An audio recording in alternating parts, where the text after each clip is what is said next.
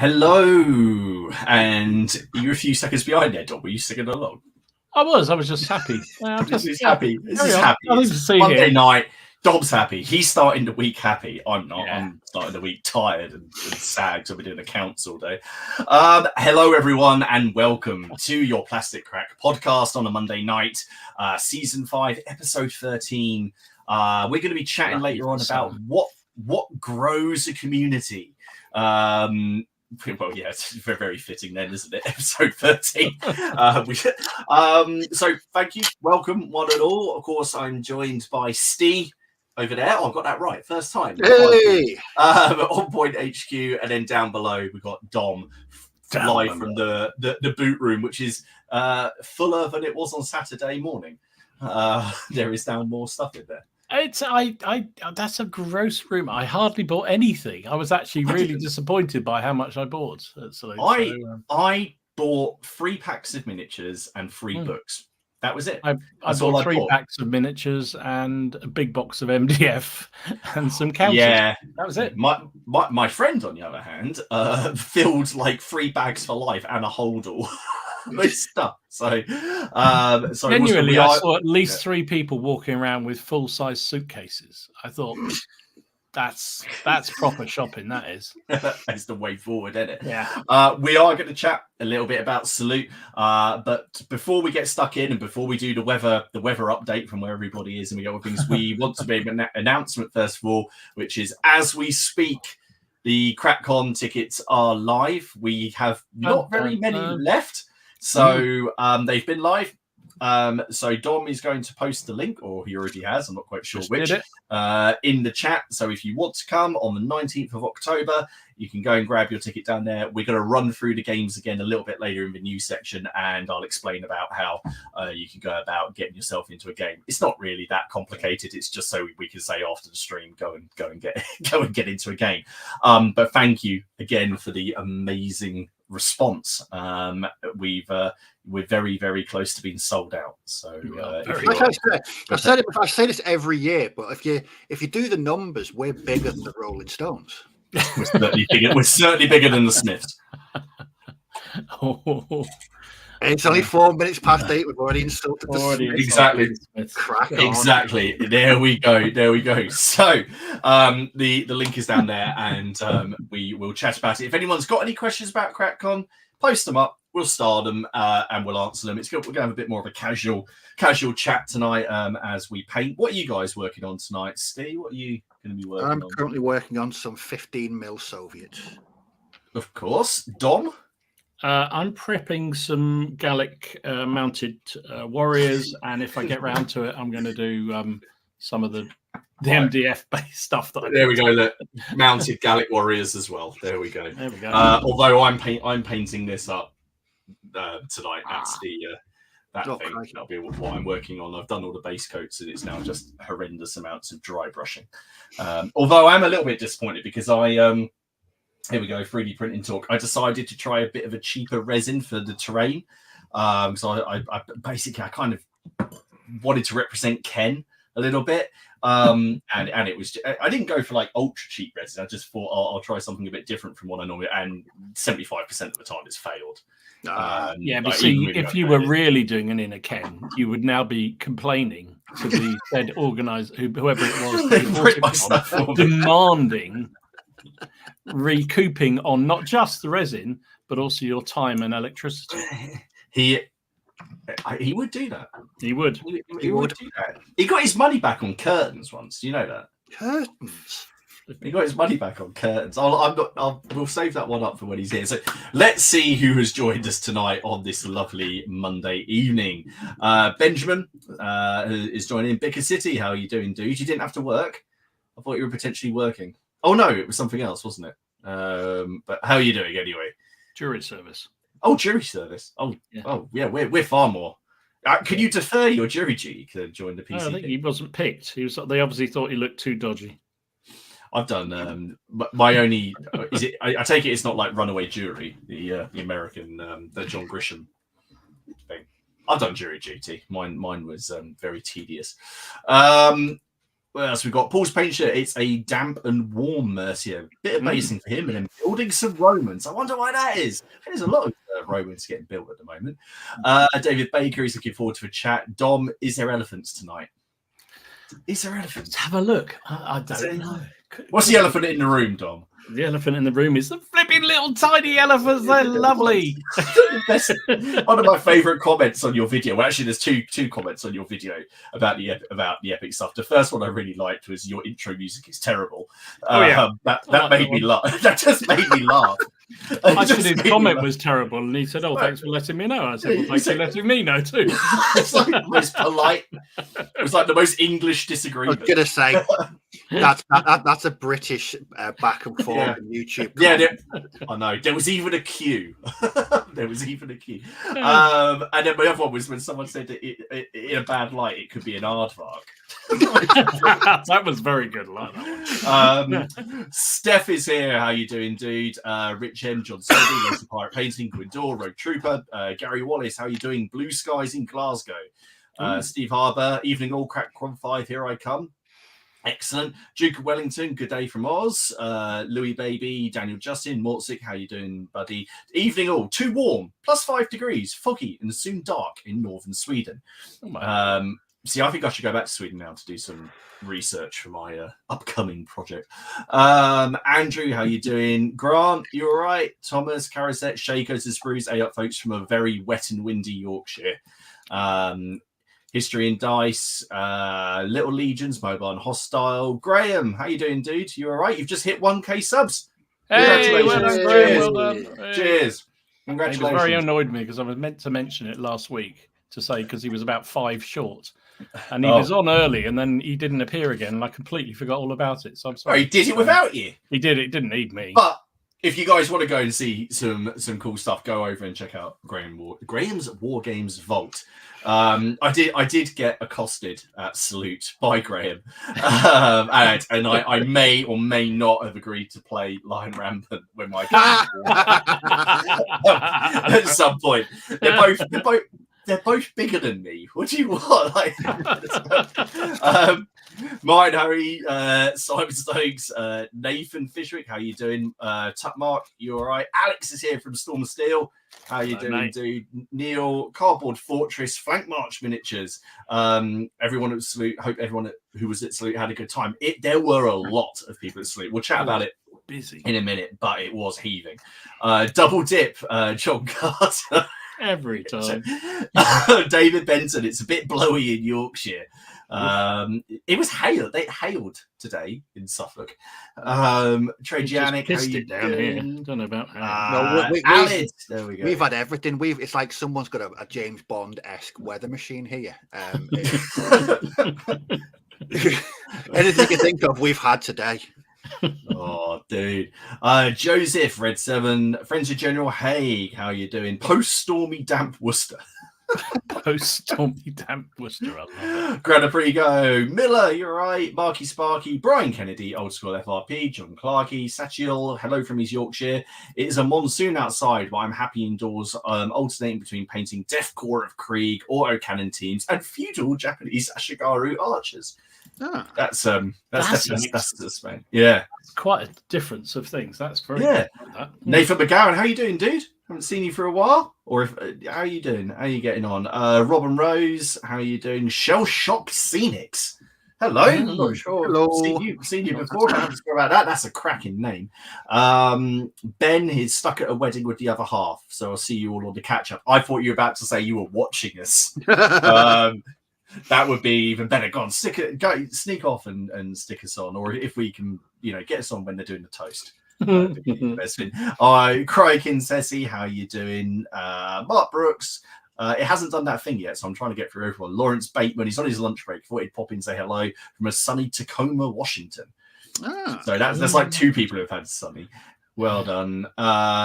Seventh Son, that's me. That's confusing. Gary Clark, pissing down in Sheffield. Good. I'm glad. Not. It's raining. It's raining. It's just now. Someone else. Well, it's just because the last one was like, it's nice and sunny. Roger Chrysler, how are you doing? Wout Hendrickson. Robin's here. and Lionheart. Oh, it's going to do the thing. Casper Olsen, Jack Tortriari. Guys, anyway, there we go. Thank you so much. Oh, and Paul Hicks. Blue skies in Buckinghamshire after the biblical hail. Oh, good. It's not just around here then. How is everyone doing? So, should we go around the table first and then we'll do the salute, or should we do salute then go around the table? Steve, I'll let you pick. Do salute. Do salute first. Well, we went to salute, didn't we, Dom? We did go there. We had a good time, didn't we? We had a good time. I would venture that it's probably, and I've been to 12, I think. I would say that it's probably my favourite. And I know that you can't, it's a bit like after seeing a film, you come out and you're like, oh yeah, that film was really good. And you sit and think about it and go, actually, it was turd. But this wasn't. I had great time, walked around, saw a lot of people, couple of pints as well. Didn't make as many purchases, but I feel like my purchases were informed. I didn't impulse buy. I nearly did.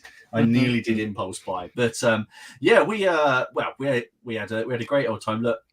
I mean, it looks a bit empty there. It was before it opened, wasn't it? I think. Well, that was before it opened. Yeah. So we wandered around and I don't know if you see it, but we found the Yorkshire. Yeah. We had did, subtitles underneath him everywhere he went. It was amazing. Fantastic. The great thing was that he was really proud that he found a pint for under 10 quid. I know, that was quite sad, really. What was Ken's tea situation like? Oh, we didn't ask him about the tea. Oh, we didn't ask him. He seemed happy, so I assumed good. Yeah, he wasn't. He was actually in really good form. I mean, not that he isn't always, but he was on very good form. Oh, it was it was quality beer. He had to do his panel later in the day, didn't he? Yeah, he did. So that was Superstars of Wargaming or something, wasn't it? Or best tea bag maker in the West. I don't know, whatever it was. Really wondered where that was going for a second. Yeah, I did too. I started that one and I thought, shit, where am I going with that one? Best tea bagger in Wargaming. There we go. Right, moving on. It was a good show, though. I agree with you. I think I've been to a lot over the years, and I think it was probably the one I had the most fun, especially since I didn't drink very much. I only had 2 pints, and I didn't buy very much either. So, but it was just like you say, it was just great. There was so many people there, kept bumping into loads and loads of people. I swear it's more spaced out, or I don't know if they arranged the hall differently or something, or they just thought about it a little bit more. But it just seemed I never thought there was a crush of people at a stall, apart from the bit where I had to get the foundry guy to go dive in to find the pack of slingers. The weird pricing he had on this, yeah. Oh yeah, I love Rogue Trooper. Well done, mate. Thank you. Yeah, yeah. I'm just naturally youthful. It's usually the beer that does it. Yeah. Actually, no, you do look surprisingly sprightly in that place. that was the beginning of the day, wasn't it? It was a long day. Yeah, no. I did about 24,000 steps that day with the evening as well. Friggin' hell, I was knackered. Oh, dude. We found a Simon Miller who was putting on his awesome looking to the Strong for King and Parliament game. It's Steve. I took a photo of this just for you. Look at that. Oh my word. And that's just looking down the table one direction, because if you look up the other end of the table, you have this. That's a lot of figures right there. Where was it again? Was it Norchester? Siege of Norchester. Yes, Siege of Norchester. Yeah. So look at all that. That was awesome. It was nice to finally meet him in the flesh, because he's been on the stream 3 times, but we keep on sort of alternating shows. So I keep on missing him at the shows, but he has offered he will be back and for the fourth time as well. But no, that was great catching up him. And I don't know if anyone was following his updates, but he'd finished this the night before, his great gun battery. I was watching his updates on Twitter. It was like last minute prep for him. Turned out really well though. Yeah. Absolutely. This photo looks like Frodo and Sam. I don't want to know which one's which. I don't know which one's which. It could have been worse. At least he didn't say Gollum. That could have been. Well, that's true. Yeah. That could have been. There were a lot of games, weren't there? There were a lot of display tables. And I didn't actually take that many pictures, but I took one for Steve. Of Rubicon's table for their Vietnam game. Hang on, I have to find the other Vietnam one. I don't know. I put it on, so keep talking. Oh yeah, so an even better one. Really so that looked good. I noted that there was no Huey, but yeah, I took that just for you, Steve. Thank you very much. You might like that one. I have no idea how it works. I can't even remember what it's called. I want to say Oscar Mike or Oscar. I think it's something Oscar Mike, wasn't it? Yeah. But I did that thing where I kind of lingered around the table for a little bit, and then no one bothered to come and talk to me. So I was like, oh, okay, fine. I went off to go get go buy some stuff. Have you got some pictures, Dom? From I haven't loaded them up, to be absolutely honest. But yes, yours are partly to do with the news, aren't they? But those ones, yes. We wandered over to the Warlord stand because obviously we knew that there would be some of the new Epics stuff there, and we were doing the thing. We were just taking some photos, and they were loading it into the cabinet, weren't they? And they turned the light off. They turned the light out, like we don't have a flash. Yeah, that was very funny. It was very funny. What I love about it is there was no talking. They could have just said, "Oh, would you mind till we just get them all set out?" Yeah. They just turned out the light and carried on. It was like when you're in a bar or something, they turn all the lights on to kick you out. It was like the funniest thing.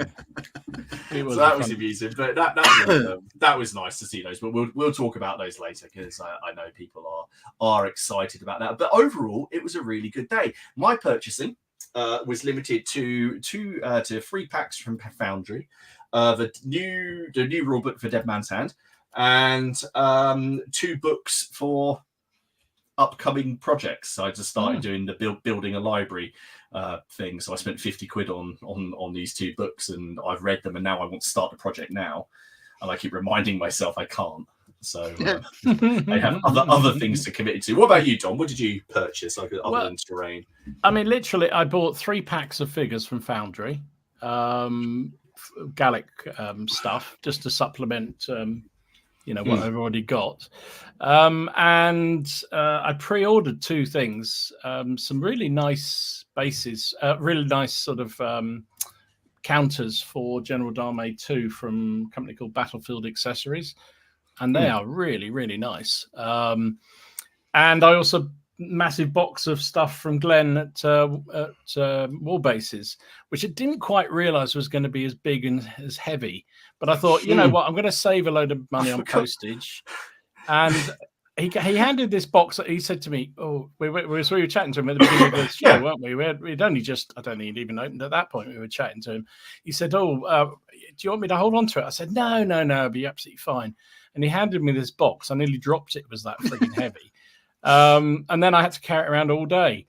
And then I realized that I was going out that night with the family in London to the O2, where they wouldn't allow me to take a backpack in. So I then had to drop the bag in left luggage for a £10 fee. So all the money I'd saved on the flipping postage, I then paid. I think you could have sat there watching Michael McIntyre building MDF scenery. I'm sure he wouldn't have minded. Imagine if they said, "Excuse me, sir, do you mind opening the box? We need to check this for security reasons." I would have loved that. Can you assemble it for me as well? Yeah, can you just work on it, please? I mean, that was So my saving postage ended up costing me more money in depositing the bag, and also I ended up carrying around a ton of MDF for the entire day, which it's not even joking. Like, he handed over this box and it was only sort of this big, wasn't it? And there was a chunk. It just weighed a ton. It was just full of that was the other Saigon game. Look at that. Nice. It was amazing. There was another picture. That was I don't know where that was. I don't even remember seeing that. It is. I missed out on a couple of boards. I've seen some things on like Beasts of War and a couple of things on Twitter or Instagram.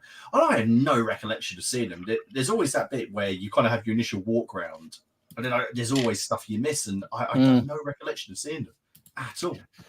Well, I've got a video going live in the morning, so if anybody missed them, just with loads of pictures. I think I got pretty much every table. I didn't do any footage, but I just took pictures. So if there is, because there are, I have to say, I say a lot about Salute that it's more of a shopping show than a gaming show, because I think I was talking to Alex about this, and saying about how good Partisan is for games and what have you, and I think there are some shows that are just really, really good for games. Warfare and whereas I think Salute has always been the one because of the time of the year, and you get all the big vendors there because it's London. Well, actually, there weren't. Not everybody was there this year, but anyway, there tends to be a lot of new launches, so it tends to be more of a shopping show. But I thought Saturday was as good a versions of games as I've seen in many, many years there. Yeah, sheer range of things was impressive, and some of the work people have put in on their tables was just amazing. There's a lot of effort. Not that people don't, but all of the tables looked awesome. They really did. There was just the one that won, the Ashiro, you know, when they were doing that Force of Virtue game, you know, with the was it Granada? I can't remember. Was it Granada? Yes, I can't remember. But that was phenomenal. Yeah. There was just some really, really nice stuff. So and every time the boathooks one was pretty impressive too. God, yeah, the Foy Harbour, Foy Harbour, and that was just one of those classic stories. Because that I have to say, commend them, because sometimes you go around shows and the people don't actually talk to you, which is a bit frustrating. But there, they kept talking to you, and it was great. And they explained, you know, it was one of those classic stories where there was a little story in the histories about a French raid on Foy Harbour in, I forget which time, medieval period it was exactly, but and they took that to then develop it into a whole great scenario where the locals had come in one way and the English fleet had come in the other and blockaded the French, and the French had to try and escape with, I think it was the Belltown Bell, wasn't it? Oh yeah, and there was a slightly good game that Alex. There was. Jeez, that was impressive. He told me that you know that board that Alex was playing on. So he was doing what a tanker, wasn't he? I think with I don't know how big a table was that? It was a huge long thing. And he said the guy who built it only started it at Christmas. Oh, was that Joe's Stalingrad? Yeah. Yeah, he puts loads of updates on Twitter. That is quite possibly the greatest Stalingrad board I have ever seen. It is just phenomenally good. 18 by 4. God. It's just like, my God. And it was just all hand built. It was beautiful. Yeah, Joe Bilton, that's it. Yeah. There was just like and there was some lovely little just on the other side as you came in, there were just those little fantasy games, just some cracking little demo tables. Little tables just of just a square really job. Nice. Amazing thing. Loads of effort. So overall it was a rather good day. So that was fun, although my poor wallet. And then when I got home, I had some Aventine miniatures waiting for me. So do they count towards the day? I don't know. They weren't there. So it was. And to everyone who came up to Dom and I when we were wandering around, looking a bit lost, and said hi, thank you, because that was awesome. That was awesome. I did text Ken while we were there saying, I didn't say wish you were here because, you know, that would be a lie. But I did send him a picture of a load of Napoleonics. I just got back a thumbs up and then one of those as well. I got that. I did also bump into Jerry from Beasts of War briefly, and Steve, I think quite possibly he would match you for height. Good you man. Coming together, Whoa. I think would be a meeting of giants. Yeah, I think we should do actually. See if we can get him along. We can actually have some people who might be able to reach the middle of the tables. Well, we didn't see Paul Hicks. He was there apparently, but I know he was there because he was on a panel, but I didn't actually manage to say hi to you. So sorry about that, Paul. I did try. Yes, who was it? We saw Simon. We saw Michael Lovejoy. We saw Graham from Grey for Now. The look at those, the guards of Traitor's Toll, that was getting a lot of attention. But I didn't go back to the Sarisa stand or because they were selling Test of Honor stuff as well, because I would have just bought stuff. So I just found it best to avoid. It's like Gangs of Rome. I went there with the intention of getting the new rule book, and then I just thought, you know what, because I am going to play it, but not yet. So I just walked to Yorkshire's Jutland was third. Yes. Oh shit. Yes. Oh, of course. Yes. And with James and Yorkshire, we had a good old chinwag. Although that table was so lovely and long, it was all I could do to not find a nice round dice that I could just run the entire way. I did. That was. Oh dear. Well, let's bring it back to the stream, and we'll start with Steve. Steve, you were in a bit of a hobby funk last week. Has it improved? Slightly. I've literally had to force myself because it's not good. It really isn't good. But now I've been working on something. So I thought last week, after lots of tank discussion last week, and Dom's been flying through his tanks recently. So I thought I would work on. Well, I actually built this one years and years and years ago. It's been sat on my shelf, not in a very nice condition. So I thought I'd repaint it and put some better weathering on. And so it's. I'm gonna try and find it now. Where the bloody hell's it gone? Yeah. Oh, here we go. So it's my Churchill. Yes. That is cool. Nice. And it was just it was good to work on. Actually, it was a kind of a test. If I wasn't interested in painting a tank, I wouldn't be interested in anything. But it was good at repainting it, adding lots and lots of stowage, and then working on the weathering. I spent hours on the weathering. It was just such it was really nice. a pleasant way of spending an evening. But yeah, that was my output from last week. I did do a bit more epic ACW, but that's not really interesting to show because it's just a couple of cannons. But yeah, Churchill all done and dusted. Nice. Nice. And now I'm working on some 15mm Soviet tonight, and my Achtung Panzer bundle arrived, so I'm going to be hopefully testing that at 15mm this weekend. That's my plan anyway. Cool. I don't want to play it at 28. I want to play it at 15 instead. No reason why it shouldn't. You're going to do centimeters rather than inches. Yeah, I watched Alex's video at the weekend, and he was playing it with 15mm. For me, it's I don't like the closeness. I much prefer smaller tanks on a sort of bigger table. Yes. But I've already got a lot. Not if you have to put the bloody model together, you don't. No, it's not. Friggin' horrible model. It's not a nice model. In fact, if you look at it, it's just all skew whiff at the front. It's a shocking piece of engineering on my behalf. But I was just thinking about the 15mm tanks. I've still got loads of them. I can use my O group tanks. Yeah. My Plastic Flames of War stuff. I've already got a couple of platoons really good to go. So yes, that's my plan moving forward. And it's funny with the Achtung Panzer thing, isn't it? Like the most common thing I see is about the scale of it, and I just couldn't. I mean, I don't know if it's just because of my emotions, but I just don't care. I don't know what it is. I just don't. Well, no, it's because I've already sat for frontages of cannon batteries in Napoleonics. I've sat, I go with the idea of these things. I've just stopped caring. Although I did have a comment on one of my videos, which is why don't you just put spikes on the end of the barrel of the on the turret, and then they can whack each other. And I was like, that sounds amazing. Could we do that? Can we get a charge? That'll be a TV show in the next 5 years. Yeah. Oh, it's just Mad Max, isn't it? It's just yes. That's really cool. I look forward to seeing that.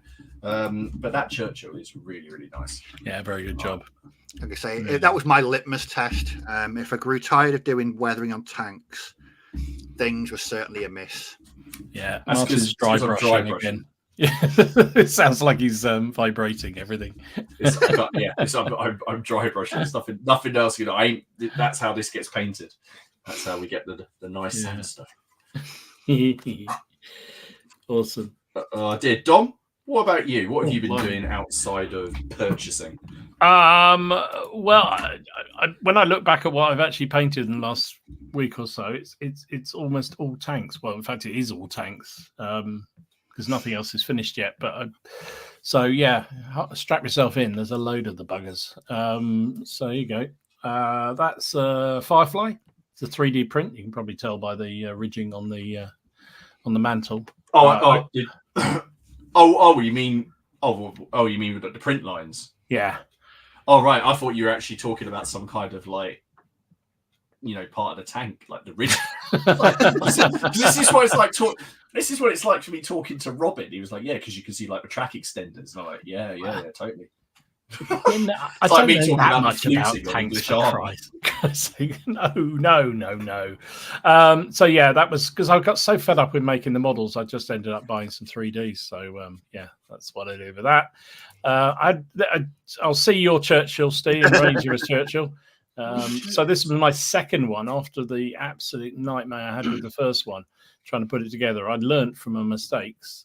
Don't follow the instructions was my mistake, and did it myself. And actually, it came out pretty well, I think, in the end. I only swore at it a few times. Who would have thunk it? I know.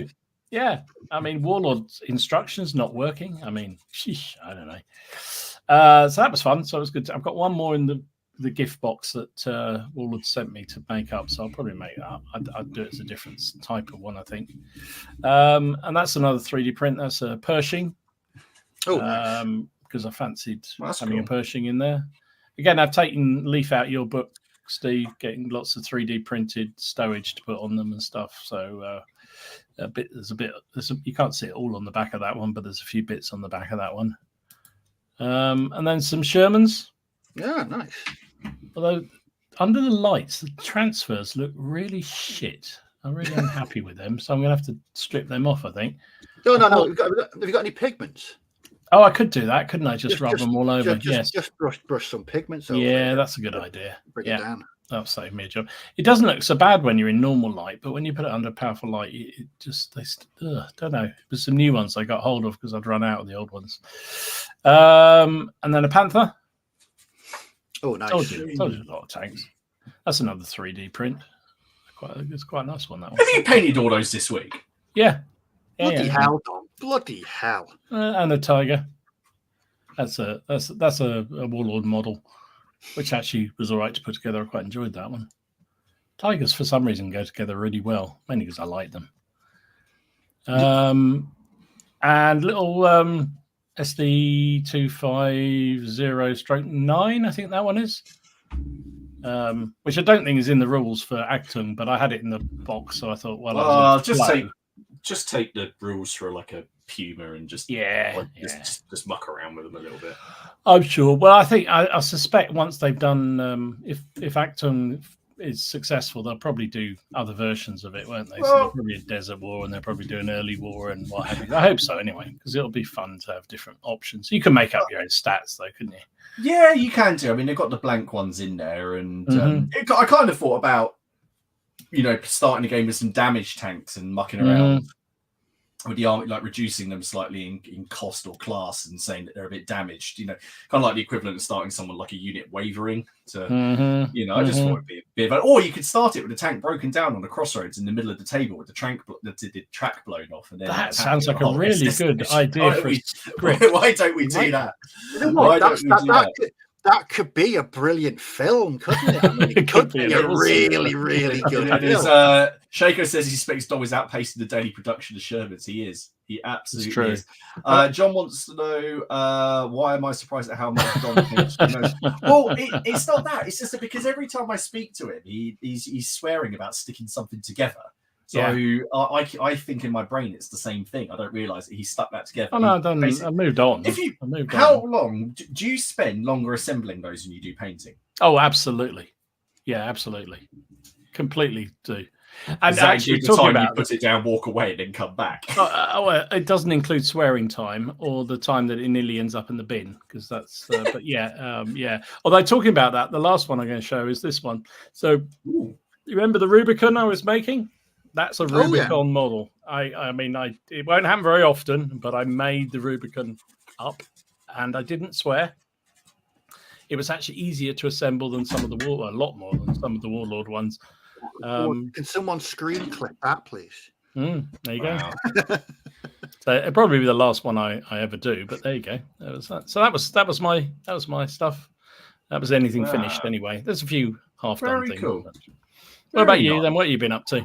So, you may have seen that I had a game against my wife. So I edited that, and that went out. And I might, how much longer would that video have been if you'd included all of Hayley's swearing and laughing at you?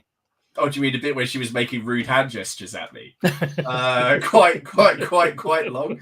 It would have been quite long. There was also the bit where I actually managed to hit her, and she called me something completely unspeakable because this video will get taken down. So that was good. So yeah, if you might notice, I think it's one of them. There's one dice roll. This is really abrupt cut. I don't think I even say 5 hits. It just the dice appear and it's like bang onto the next bit. That's because of the mocking tirade that came my way. 180 people watching. Thank you very much. We've got 181. So yeah, and I'll do the thing. I'm going to do the thing, and I haven't said thank you to everyone who's watching on the catch up. Thank you to Boards and Swords for sponsoring us. Remember to go over there, home of Crapcom. You'll get 5% off if you put in the code PCP5. And of course, down below, you can find the links to all of our channels, including Ken's channel. Although I did just realise it's his old channel. I don't know if you go to Miniature Wargaming Warriors, if it goes to 3D Wargamer. Someone try it. So, actually, no, try it after the stream. Don't do it now. He's not doing anything anyway. Well, no, yeah, but he's there. 183. One more, and that's the record. Which reminds me, talking about Boards and Swords, the April giveaway from Ian and the team.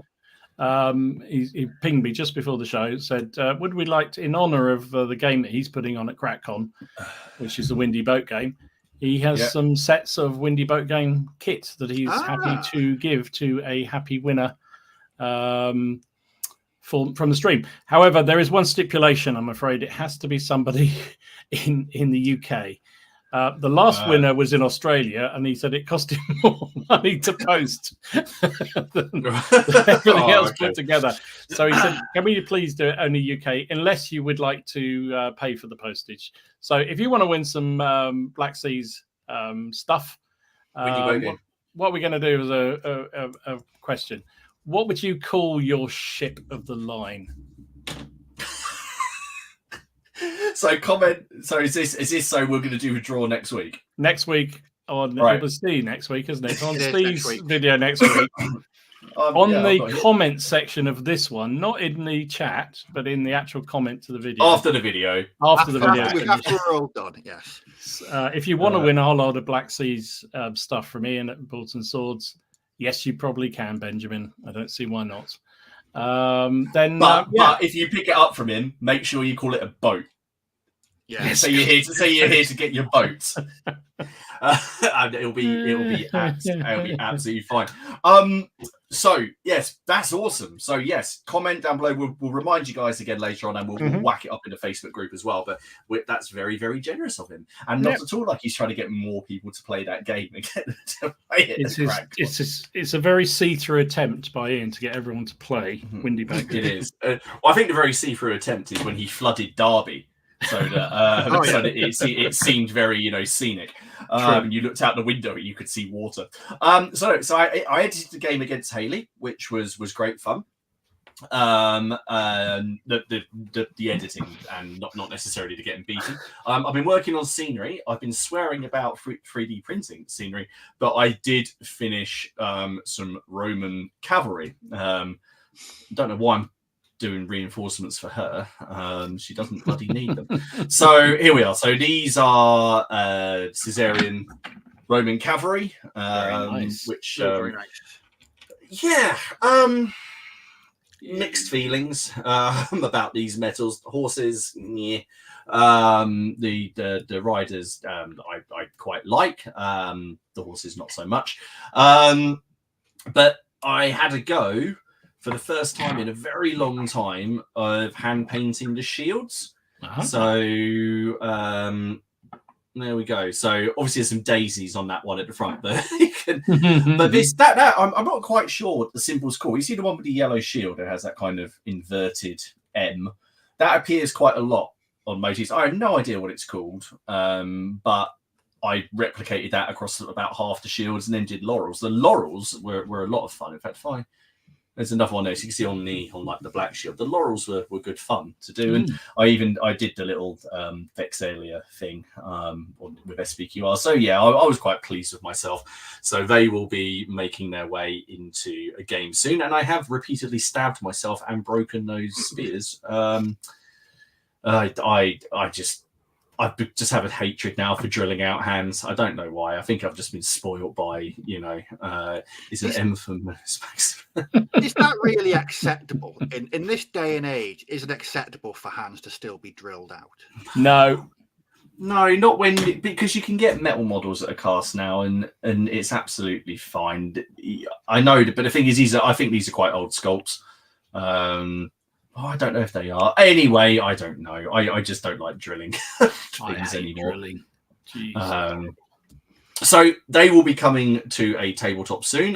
That's why I'm now working on their counterparts, which I didn't realise. I think I said to you at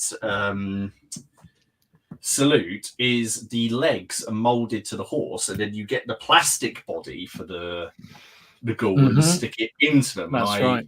I have mixed feelings about this. It's quite difficult to position them absolutely right.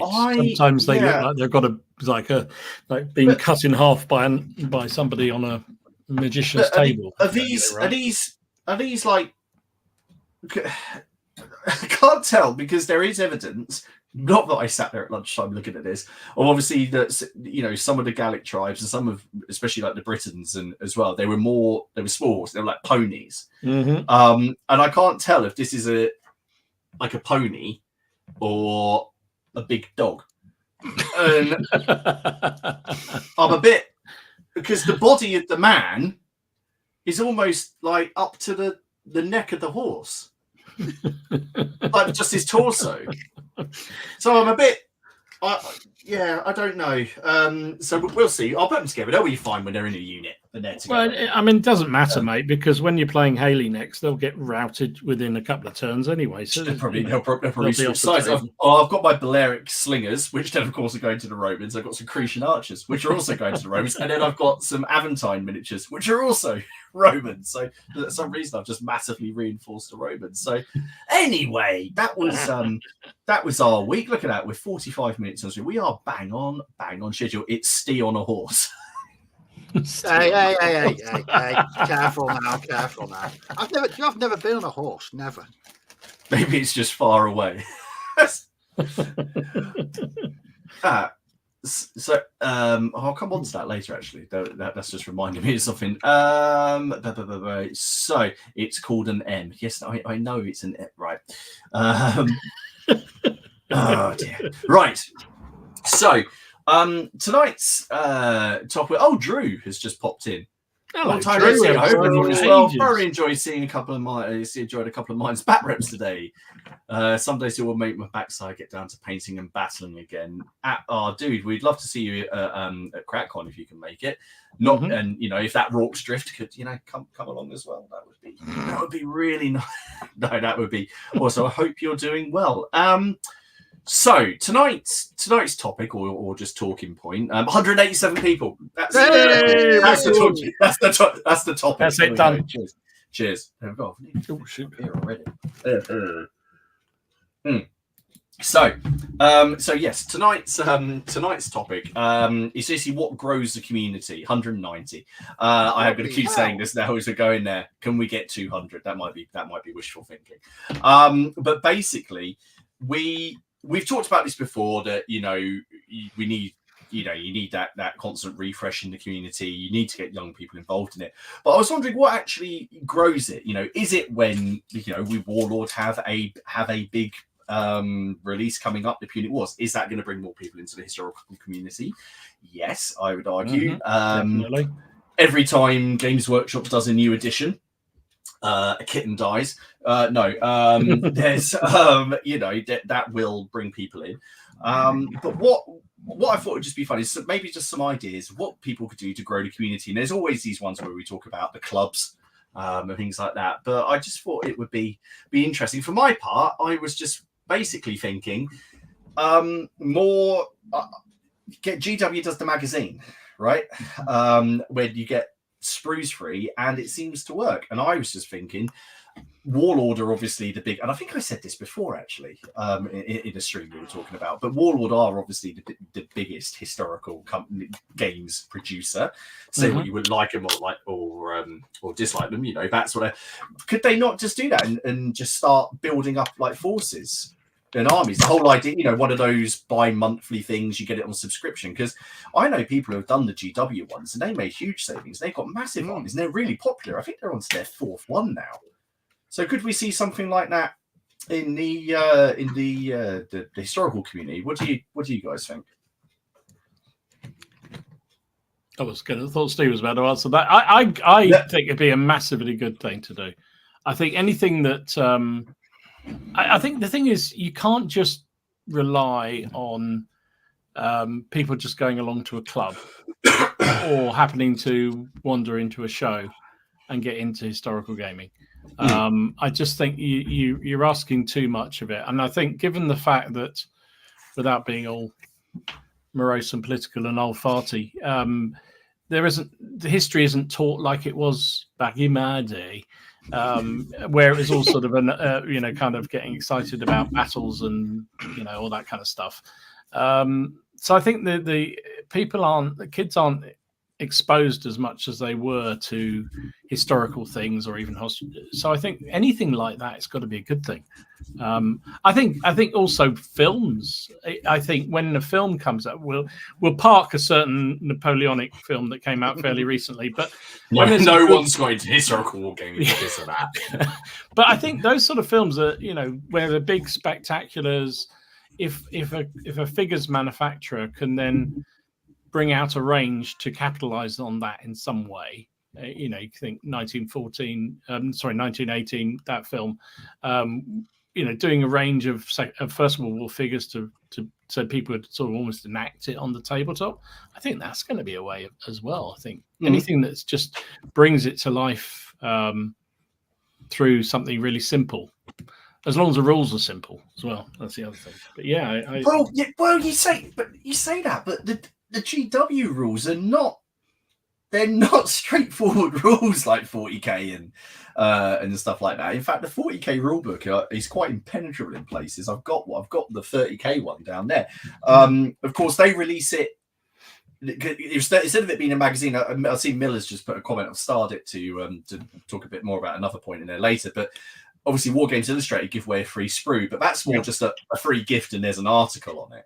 If a magazine is going to introduce you bit by bit to the rules, so here's the in 40k, I think like the first one is, here's to do a basic battle. You get 2 dice, 2 miniatures, and you do that. I suppose with historicals it's a little bit harder because obviously it's the size of the games, unless you do something with say Epic, but you introduce more of the game each issue, don't you? And then you get a really expensive ring binder. Is it a way to increase revenue for these companies and their awareness, getting them out into high street sort of news agents and things? I don't know. Steve, what about you? Because you really like the bolt action, the commando comics, and things like that. I mean, really getting those in. We have 197 people watching. 98! 98! Can we get 200? We get Someone put 2 screens on quick. I've tried that. I've tried that before. It doesn't work. No, I've tried that. If those people are watching and enjoying it, hit the like button, please. Hit the like button. Really good. What do you think, Steve? Because imagine if, I can't remember if they've done this, but if Commando Comics or that ilk did a partnership with Warlord, for example, and you had a story that developed in line with a comic and the game, and you were playing those scenarios, that would be quite cool. I'd buy that. Yeah, maybe it's just. I just think sometimes it's difficult. Like Don was saying then about with films, with some games companies,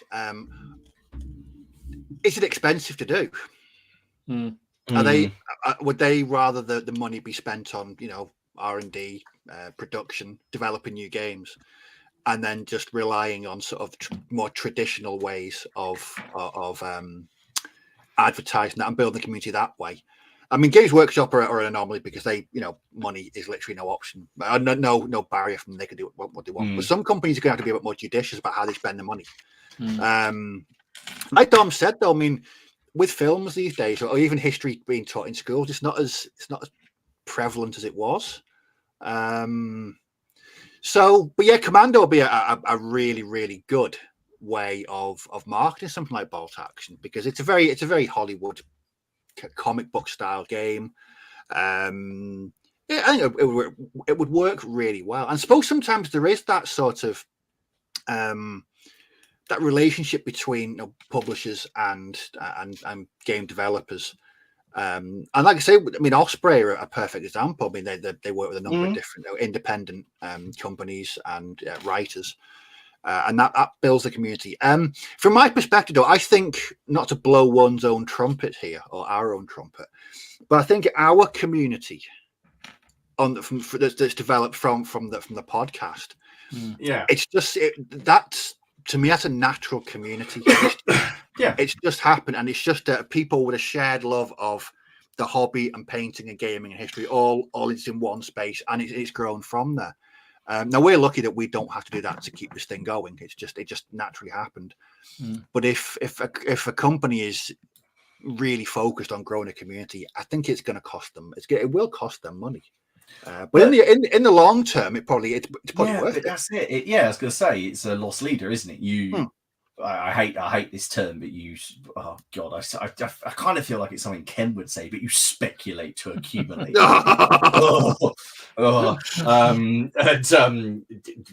you know what? I'm actually going to say what I was going to say, because again, rude. I've seen some comments in there, and I think another thing is yes, working with events, going along to having wargaming present in places where people are going to see it. So visitor centres like Bosworth, they've got like there's people who've played Bill Hooks and Tessa Resolve and other medieval games at these things. I guess it would be nice to see a bit more. I mean, I remember seeing. I used to go to like a festival of history, the old English Heritage Day, where like the Romans would march next to the US Marines at the end of the day, and there would always be a little wargaming tent, and everyone would maybe come along and have a go. So, but I think it does happen to a degree. I know my own club, Farnborough, we got invited this year and last year, I think, to go down to, there's a little military museum at Aldershot, really nice little tiny one, but they had an open day, and they basically asked us to put on a game in the museum, which gets a lot of people. I know the Lardies did similar thing with that museum in Arnhem, didn't they? And I think there's another one down at Bollington at the Tank Museum. Often there's there's modelling shows and gaming shows down there. So I think getting in, I think you're right, getting in amongst that kind of scenario. I know Shrewsbury, for instance, Battle of Shrewsbury reenactment every year. The local club in Shrewsbury have a tent where they put on a medieval battle.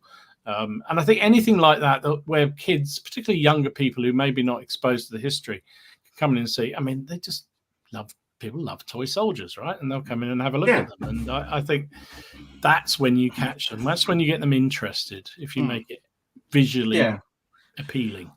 But how many, because I'm going to spread this a little bit wider and just take it a little bit wider than historicals here, because I appreciate a lot of people do, because I'm being inclusive. I'm doing it for Ken. I'm doing it for Ken. But no, thinking about the sci-fi, I mean, okay, so there's been some tie-ins with other franchises that haven't gone very well. In fact, I'd say most of them haven't gone very well. But naming no names. Why is that? I think, to be honest, it's just due to lack of advertising. I mean, when I've been to the Comic-Con events at Excel, and if there's been for example, Star Wars Legion, okay, they is it Asmodee that have got it now, and Shatterpoint, the game that I said to you, I really like the look of it, but yes, it hurts my brain with the scale and just the business strategy behind it. But they will go to that, and they will capture both those audiences, because they can straddle the hardcore sort of wargamer side, and also the people who maybe are just more sort of casual sci-fi Star Wars fans, and like board games. So they kind of appeal to both, and Star Wars is Star Wars. But there are some. I was surprised. I mean, did you play the Terminator game, the one that Alessio Did the Rules of War? Warlord put it out. Oh, Terminator Genesis. See, I thought the system was actually really good.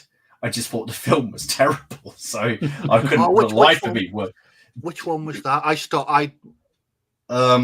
the one with Emily. It's the one. Not is it Emily? Amelia. It's the one with the one from Game of Thrones in it. Emilia Clarke in it.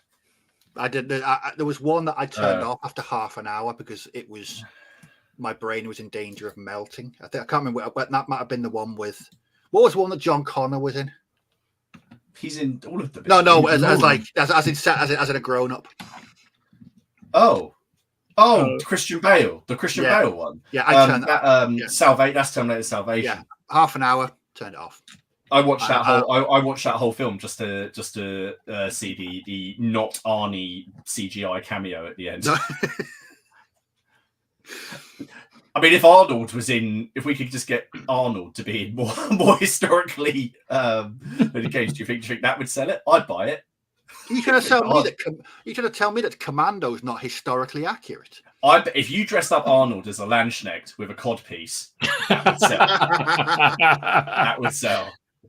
That has a whole new meaning of "I'll be back." This has got a little bit off kilter, but then I wonder, you see, because I used to play a lot of World of Tanks back in the day on the PC, and they had a whole load of tie-ins with celebs. So I think Arnie was in one of those. You could buy a Terminator tank which had his voice on it as the commander, and it was like, and there were loads of these things, and I don't actually know that it made a huge amount of difference, really.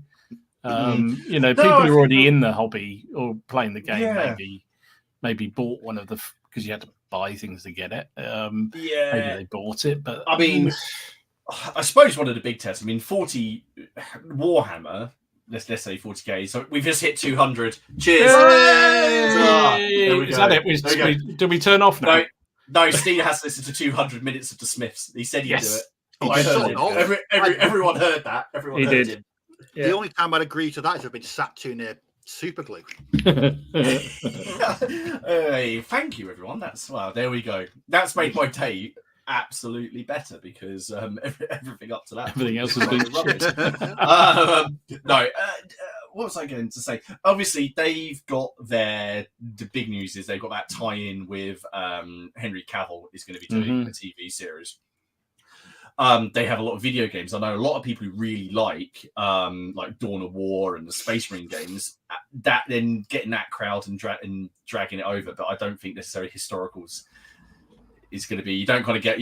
I don't see people playing Total War and then coming over and playing Black Powder, for example, or do you? No. I don't hear people talking about that. Wouldn't have thought so. I don't know. I mean, could you come up with a game? I don't know.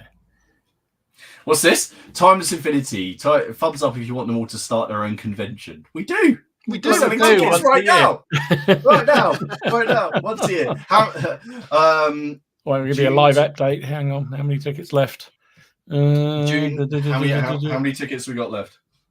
5 tickets left. There you go. Holy 5 moly. left to go. 5 left to go. Here we go. Yeah, Sachion, the Terminator Genesis game was a great system, but it suffered from not being advertised, being tied to a mediocre film, and River Wars games suffered from the license cost. Yeah, I'd agree. I thought the system was really clever and really cool. It was one of those ones which is you have multiple dice, and and then for example, your shooting might be D4, but it's always 4 to hit. So the D4 skill is hard to hit. D8, obviously, is a bit easier.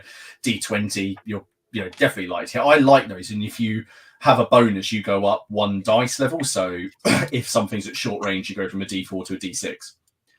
I like the system. I just think clever.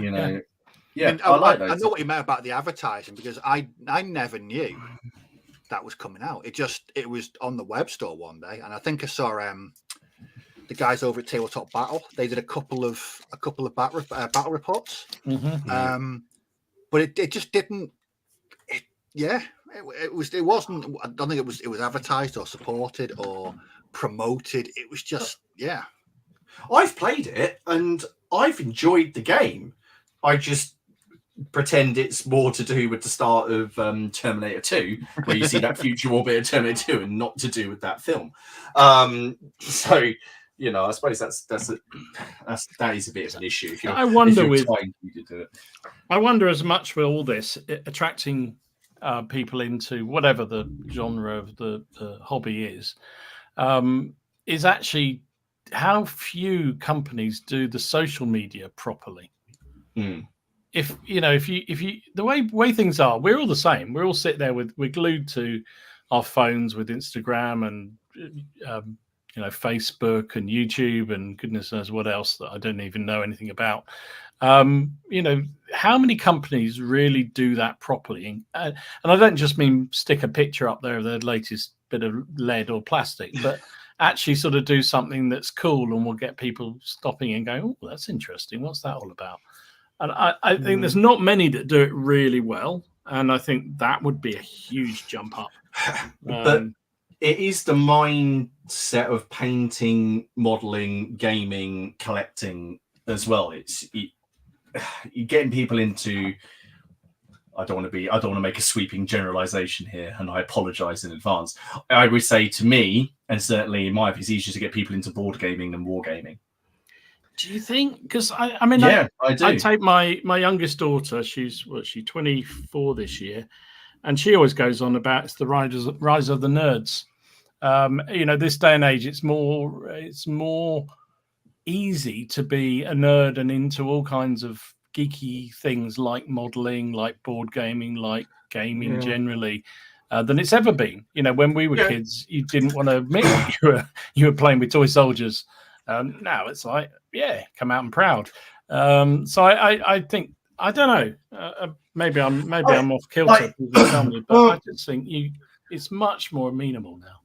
Well, see, the thing is, I would say, because I've got friends who they'll play Dungeons and Dragons, they'll play Descent, they'll play board games, they'll play Undaunted, they'll play Axis and Allies, Mansions of Madness.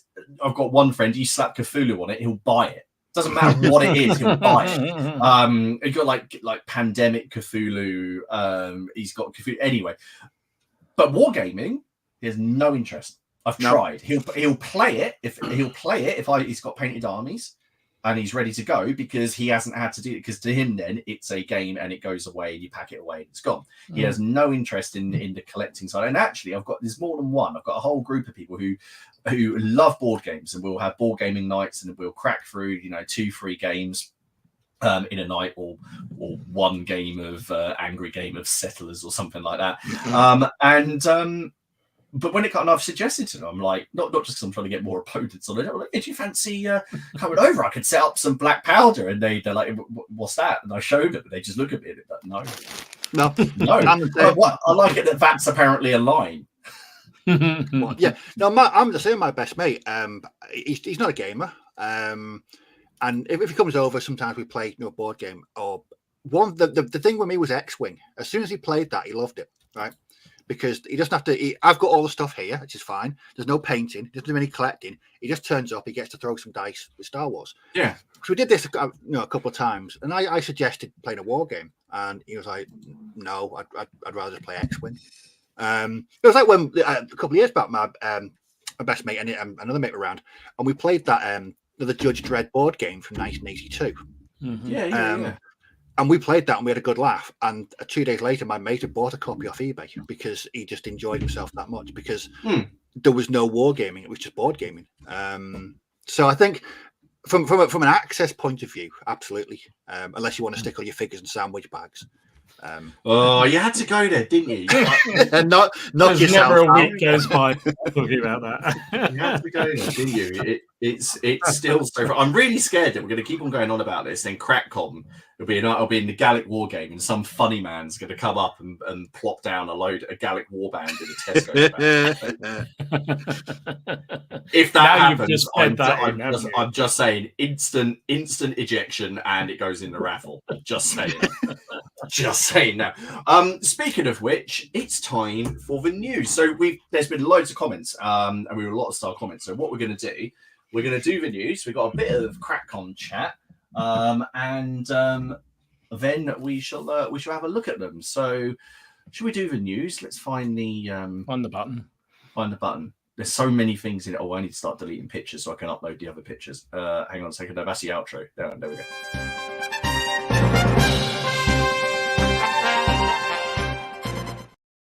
Diddly-lee, diddly-lee. Do you remember that time when we had that horrible intro there? I do, but part of me misses it. Same actually. Part of me does. Are you deleting pictures? I am, yeah. All right, I'll just let you do it then. All right, because I was only deleting my ones. I thought I keep on trying to click on them and they move. So I've stopped. I can't do it. Go on, and you start things off because there is a lot of news to get through. And you might as well start with the big bit of news. Do we start with the big one? Okay. You might as well, because everyone knows about it anyway. And then all the people that are excited about it can be excited about it, and all the people that are going to moan can moan. and then we can, yeah. So there might be some elephants coming, apparently. So this was someone should do a video. Someone should do a video about that. Yeah, I know. So there was just before Salute, Warlords teased the fact the new Epic was coming out, and as we knew or suspected, it was going to be something involving the Romans, and I think most of us had a fair bet that it'd be something to do with Carthage. And sure enough, it is Epic. Punic Wars is the new Epic coming out in July, and we saw these figures up close and personal at Salute this weekend. And okay, moistness alert. That's all I'm going to say. Look at these little babies. Yeah, it's a quick, grainy photo. No, I'm joking. It's that was before he turned the light out. That was before. So before he noticed us. They are very cool, and I realised they are in that Caesar book. Yes, they are in the gallery because there is a photo. The elephants are cool, and the dead Nelly. Dead Nelly. There's a picture, isn't there, where Vercingetorix is standing on the walls of Elysia, and it's meant to be a long shot. He's looking at the Roman legions in the background, and they've put these are in the background as the Roman legions. I figured when I looked at it that they just used some random 10 mils. But yeah, if you have a look at it, they're in the background. Because at that distance, a Roman's a Roman. Yes, the spruce. So, but importantly, just in case anyone hadn't picked up, the elephants are plastic. They are not resin. And Martin and I were discussing this as we went in to go and have a look at it, and we thought for all money in the world they were going to do resin separate purchase elephants, and not a bit of it. You get 2 elephants on the sprue, and you get 4 heads, so you can have variety in the heads as well, which is amazing.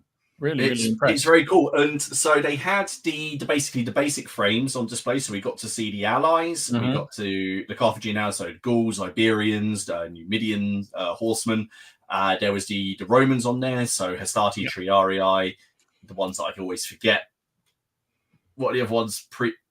Principals. Principe, yeah, there we go. But the interesting thing, just in case people haven't seen this, and I appreciate that some people aren't on Facebook, is what they've done with the sprues and the way that the bases are formed. You have the front rank of Romans standing there with their shields. Then you have the back, where you've just got all the. Have you seen these, Steve? So you've got the back. The middle is just heads. You just squish them together. There's no bodies to paint. So it's like it's like an Oreo. You just squish them together. On that sprue, it's not very clear, but at the top there, you can see them. They literally are just the heads and the shoulders. That is it. I did. Was it on your video? The person that's complaining that they should be 3 foot apart. Yeah, he was trying to tell us what. That made me laugh. No, I thought it was hilarious. I think you should pin that comment. It's hilarious. that was the takeaway. Obviously, it's not everyone's cup of tea, and there are plenty of companies out there that do make 15 mil, 10 mil Carthage, but people are interested in this. They're going to be releasing more information over the next few weeks, so more and more will become available. This will be the first. I will be getting involved in this. I'm very excited about it, especially because of what I've heard about it as well. I haven't done any of the other Epic stuff. Any of the other Epic stuff that they've done. We'll call it the Epic stuff. All right, because you might remember that I started the Carthaginian project where I painted like a decent sized division of Carthaginians in a month. That killed all the enthusiasm I had, and it's taken me whatever it is 3.5 years to get over it. So I will definitely be looking at that. I'd be very cool. We were chatting to Simon Miller as well, because his table was opposite, about how suitable it would be for To the Strongest as well. So there we go. You have, of course, got the Epic Facebook group, where there'll be more of that information on there. James Shako, if you're watching, if you can drop a link to the Epic group, because I know you're an admin in there. If people want more info, they can go and have a look. So that was the big news. We'll gloss over the other news that Warlord had, because that was a big mistake. If you search, you'll find it. Never happened. We won't be told off for letting us, but if you have a little look, then you'll see. Tom, what else have you got? So talking about Romans, I know this got you excited. Aventine. These are the ones I bought. Romans. These are what I bought. I bought them the day he released them, and they were here 2 days later. So these are for the Gallic Wars. They've got a variety of helmets, and they've got covers, or where you could buy them with or without covers on the Scutum. So I was like, I don't have to mess around with shield transfers. Sign me up. I can just get a snakebite leather and slap it all over those. That is very good. I mean, it did mean at lunchtime I was looking at reference material for Scutum covers, and if a colleague of yours is walking past and they see you typing Scutum into Google, there's some questions. What they've got, these really nice variants on the later Republic helmets as well, including the ones that were got little wings on the side. They are little sparrow helmets. So they are really nice. And have you got one of the other photos? Some of the Romans have got sort of leather jerkins over the chainmail, because so many of them were getting taken out by arrows and javelins that they thought that might help. So Stormers, I can't wait. Yes, I did see the faction comment. That's the strange thing.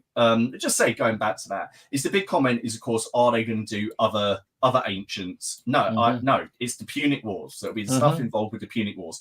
Just like people have fair enough, people want more Napoleonics, but the Napoleonic release is Waterloo. Yeah, it's a Waterloo release. Gettysburg was a Gettysburg. They may eventually go back and they'll add other things, but they don't need to. The whole release was based around Waterloo. This release will be around the Punic Wars, and there are a lot of people involved. There are a lot of nations. Oh yeah. And the thing is, there's gazillions of other manufacturers that you can pick up 15mm armies from, especially if you go down some of the older manufacturers. They'll fit in absolutely perfectly. So there's no reason why you couldn't. I mean, I was looking at some of the Iberians and the Celtic warriors in those Punic figures. That's a core of, if you wanted to do a Gallic warband in epic scale, you could do that very easily. So I don't know how they're going to be boxed. So you may end up with a lot of extra figures you don't need if you don't go in that route. But then you can always sell the ones you don't need or exchange them, can't you? So yeah, I agree. It's going to be interesting to see, but it will just be the Punics. The Punic War is there's several Punic Wars for a start, but also there's I wouldn't really call the last Punic War. The last one was a bit of a one-sided affair. It's not really a war. We're going to salt the earth, no, but there's stuff to look at. But yes, those Aventine models I actually have right here, and I will be I'll be painting those up soon, because they look lovely. They really, really do. So also, Wargames Atlantic dropped a whole load more interesting stuff. So these are Second World War Americans, multi-part, as it says. I think that these are all part of their digital sets. I mean, they're just producing so many; it's hard to keep up with them, to be absolutely honest. But I'd be interested to see what they come out like. Also, a classic fantasy range. I mean, I'm not doing this, but these are amazing looking. Oh, they're undead. They're undead. I mean, look at him. I know it's just not what I've bought for Conquest. Probably. But twice as big. Okay. Look at him. So yeah, that's cool. That's what I wish Haley's Romans had looked like after a battle, but they didn't. Actually, that's what hers would look like. They'd come up out of the ground and still kill you because the dice rolls she has. It was ridiculous. Can we just take a moment? I rolled 9 dice and 6 of them were 1. That was an impressive roll, even for you. That was my first combat roll of the game. And also, the other one's dropped off. That wasn't what I was expecting. Some Aztecs. Yes, I don't think these are Aztecs. Conquistadors. Was one of the other groups. Yes, to go along with the Conquistador groups. So, which again, I love the fact that they're going down the route of some really sort of normal ranges like Second World War and what have you, but then they're also doing these sort of other more niche periods, which I think is fantastic. I love it. Is this that's digital as well? Yeah, they're digital. Yeah. So that because they've got the Conquistador plastics, haven't they? So they've done the Conquistador cavalry as well, I think now, and they've got the Aztecs. And I think this this is another tribe. It's not actually Aztecs, but yeah. Really well, cool. look, as long as it's not like that Mel Gibson film, and they can't decide if it's Mayan or Aztec, or the whole film is about the Mayans, and then they get to the beach at the end, and the Spanish are coming. And you're like, what? What's going on? That does look. Also, First Call. They're doing some weird and wonderful stuff, which is great. Something a bit different. So this is the Second World War Shore Party, British Shore Party, which will be great if you're doing skirmishy types games. There's a definite style to First Call figures, aren't they? Yeah. Definitely. Absolutely. And then some more weird shit. North Star. This is their second set of scavengers. Oh, the scavengers, yes. Oh, yeah, they look awesome. They look rather good. Very, very cool. And finally, there was a whole raft of ACW figures from Crusader that you can buy through North Star. And these are awesome. Look at these. Oh, very nice. ACW cavalry. Very, very cool. There's some standard bearer guy. Let me find the other ones. Here we go. Generals, I think that's yeah. Oh, that's the generals. There you go. That's the generals. And that one there. So really sweet. I do like Crusader miniatures. I think they paint up really nicely. So yeah, that's what I've seen. Excited. Okay, nice one. I'm just setting something uploading because there was one thing that we've forgotten, and I'm just uploading it now. So let me just set that uploading, which is doing now. Right. So some of the things I saw. Well, I always go and click on a couple of weird and wonderful things because I know that Dom won't. So, so Conquest, the game we're talking about, has a new starter set, a new 2-player starter set. And I know it's gradually getting more and more interest, and I've got this buy one to paint down here, which will be happening. They've gone for the not Alexander against not the like the Sultanate of Rum. So that's, you basically get all of that stuff in it, which is very cool. You kind of get those guys that are like burning from the inside out. So what I think is quite nice is they basically change their starter set up each year. The rules are always free online. The units are updated for free. You get all of that stuff for free. But what I do like about the 2-player starter set is you do get 2 rule books, two sets. You actually get a proper. Oh, really? I mean, why does that's such a revolutionary thing? But why does nobody else do that? It's brilliant. It's not just a quick start guide. You get 2 full rule books, 2 full guides, 2 sets of instructions, 2 sets of I don't know. So that's on its way. I imagine it will be similarly priced to everything else. So it's not like it's going to be bargain basement stuff here. But there we go. Lord of the Rings news. GW have announced that they are having a look at the Kingdom of Arnor, and they just released these 2 sort of sculpts released images of these 2 sculpts for the Middle-earth strategy battle game, looking at the Northern Kingdoms.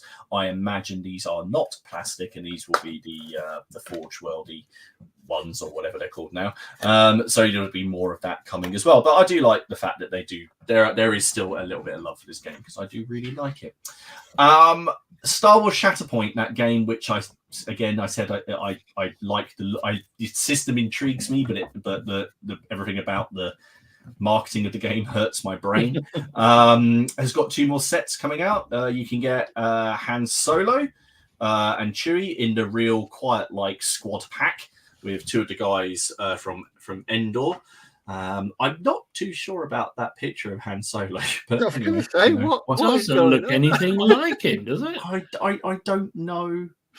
Is anyone in here in the chat? Has anyone played it? Again, it intrigues me. There were loads of people playing it at Salute, and people play it, and it seems to be popular. But like I say, the mechanics interest me, but everything else just kind of leaves me a bit cold. There is also Today the Rebellion Dies squad pack. So this is Inferno squad. Whoever's played Star Wars Battlefront 2, which I know Dom clearly has. This is the squad from that.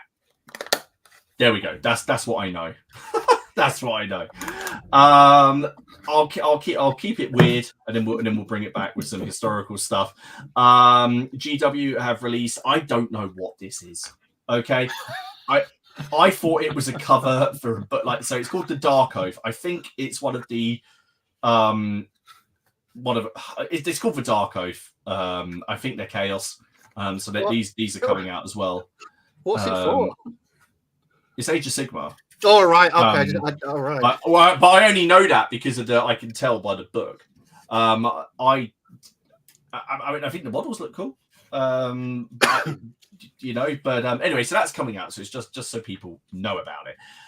Right, let's go back. So, Gangs of Rome is now on release, and the Citizens of Rome box set is available through Footsore and Wargames Atlantic. This is the 30 multi-part hard plastic figures, and I got to see them at Salute, and they are lovely. So you can build them up as civilians or as fighters as well. So even if you're not doing Gangs of Rome, this could do if you wanted to have like a mob. I was wondering if this could be used for the Spartacus. If you could buy, okay, I'm not even going to. I'm not going to do it. I'm not doing it. I thought I'd start that before the chat starts. No, yeah, but no, I just wondered. Could you buy this 30 figures? You could start building out units because there are some lovely figures for for Spartacus's rebellion. But the thing is, of course, if you need a lot of them. You need to fill out the back ranks and what have you, absolutely, because you'd have like gladiators in the front ranks and then it looks like they're gladiators in that box anyway, so you could do it. I don't see why not. I thought that might be might be quite cool. So here's just a little look at them. Look, they've got the nice. Look about them. Like those. So very nice. And then alternative armies, alternative miniatures have got some 15mm English Civil War casualties, and this is Sunset and the Walking Wounded, which I thought might be good, fun. aren't they? Well, I was just wondering if you could get them. They're not going to be that much different, are they? From Epic? And sometimes you want a casualty figure to be a bit big. You could whack that on a dial. Yeah, like that. So they've got a few. So very good. So go and have a look at those. And I'm just going to finish off with Marcos from Reconquer Designs. He's been posting all sorts. He's just posted up a dice tab on this month, moving away slightly from the Reconquista, but he said he wanted to do it for ages. And this month, those people who are in the Patreon you'll be able to buy him afterwards. But Saladin is just amazing. It's going to release, and he's done a lot of work on actually getting him historically accurate and looked at descriptions of him battles and of what he was wearing and stuff. So he's just got I just love the look of his models. It's just very different, I feel, to the depictions like everywhere else. I loved about that post, he put that up on his Facebook page, didn't he? And he got all the supporting material, like he was expecting to get a big fight from people going, oh no, he shouldn't look like that. But he had literally reams of research he'd done into why he should be wearing this, and I just think it's just awesome. As you say, it's so different from anything else that's out there. Brilliant. Yeah, so really, really nice. I mean, I will be, when that comes out, I will be taking a pause on whatever it is I'm working on at that time to put him together, and then hopefully wipe the floor with Robin with him. That would be my plan. That might happen eventually. So there we go. So that is the news on the releases front. But of course, we're just going to take a minute to mention Crapcom, which you can still hopefully get tickets for. There were four left. tickets left for what is going to be an awesome day. So what we're going to do is we're quickly going to run through the games that are available, and I will be posting these in the Facebook group today after the stream. There'll be a post, and essentially it's going to be first come, first serve. Comment on the post or email. So if you're watching the stream, you can email us and message us and say, I want to be in this game. And there's loads of room, and we can always shuffle people around and join in. No one ever really misses out. But whatever game you want to be in, when the post goes live, just post on it. If it's a game where you have to pick sides, that's usually quite good. And then we'll take it from there. So just to run through what is on offer at Crapcom on the 19th of October, Crapcom 5 there in Crack again. We are starting things off. Dom and I are running a large Gallic Wars game, the Battle of Gergovia, which using a Hail Caesar, we've got some horrible little tricks up our sleeve. There was some serious evilness being brewed up in London. So we can't. And the fact that I actually had to, the other day I called up Dom while Dom was driving. It's like, I've got all these ideas and I need to talk about them now before I forget them. And I was expecting Dom to say, yeah, we'll do this one or that one, but the answer was, let's just do it all. Oh, okay. Right. So yes, Gallic Wars 4v4, the Battle of Gergovia, where Caesar came a bit unstuck. So it's going to be interesting. 28 million, unless anybody was wondering. 28 mil, unless the unit counts as being far away, and then we convince. Ken isn't here to tell us what system he's using, and he's not answering our messages. But Napoleonic paper play with Ken. It could be a bit of bit of a lucky dip turn up. Who knows what you're going to be playing? You might have to make your own out of like paper airplanes, that kind of thing. I think it's Waterloo he's doing, isn't it? I think is what he's planning. Yeah, I think he said Waterloo. Yeah. I will maintain that he will say General Darmay, won't read the rules, and then on 2 days before say he's changed it to black powder. That will be what I think it will happen. Ian is running one of his big windy boat games, the Battle of the Cape, so Black Seas, and that will be 4v4. Matt is running games of Warhammer the Old World. I believe he's going for 2v2. He'll have to let you know in the chat. I can't remember if it's 1 in the morning and 1 in the afternoon. So, but if you want to have some of your nostalgia I was about trying to think what nostalgia injected at Crapcom does it sound like a good advert, really, does it? If you want to play Warhammer, he'll be doing it. Gary is running games of GDA 4v4, so General Darmay 2nd edition. We also have a large ACW black powder game that Nick is running, 3v3, the South's Last Hope. So if you want to get into some black powder, Nick has got all the models for that as well. So that is, if you just fancy taking part, you can just turn up and play. However, if you've got your own models and you want to join in, I'm sure he won't object. So that'll be taking place on a large table. Alex is going to be running Chain of Command games in the morning and in the afternoon, and you can take 2v2 in each of those, and that's going to be in Singapore. Not the game. Well, the game is set in Singapore. Anyway, that was a really bad advert. I'm sure Alex will do better in the chat.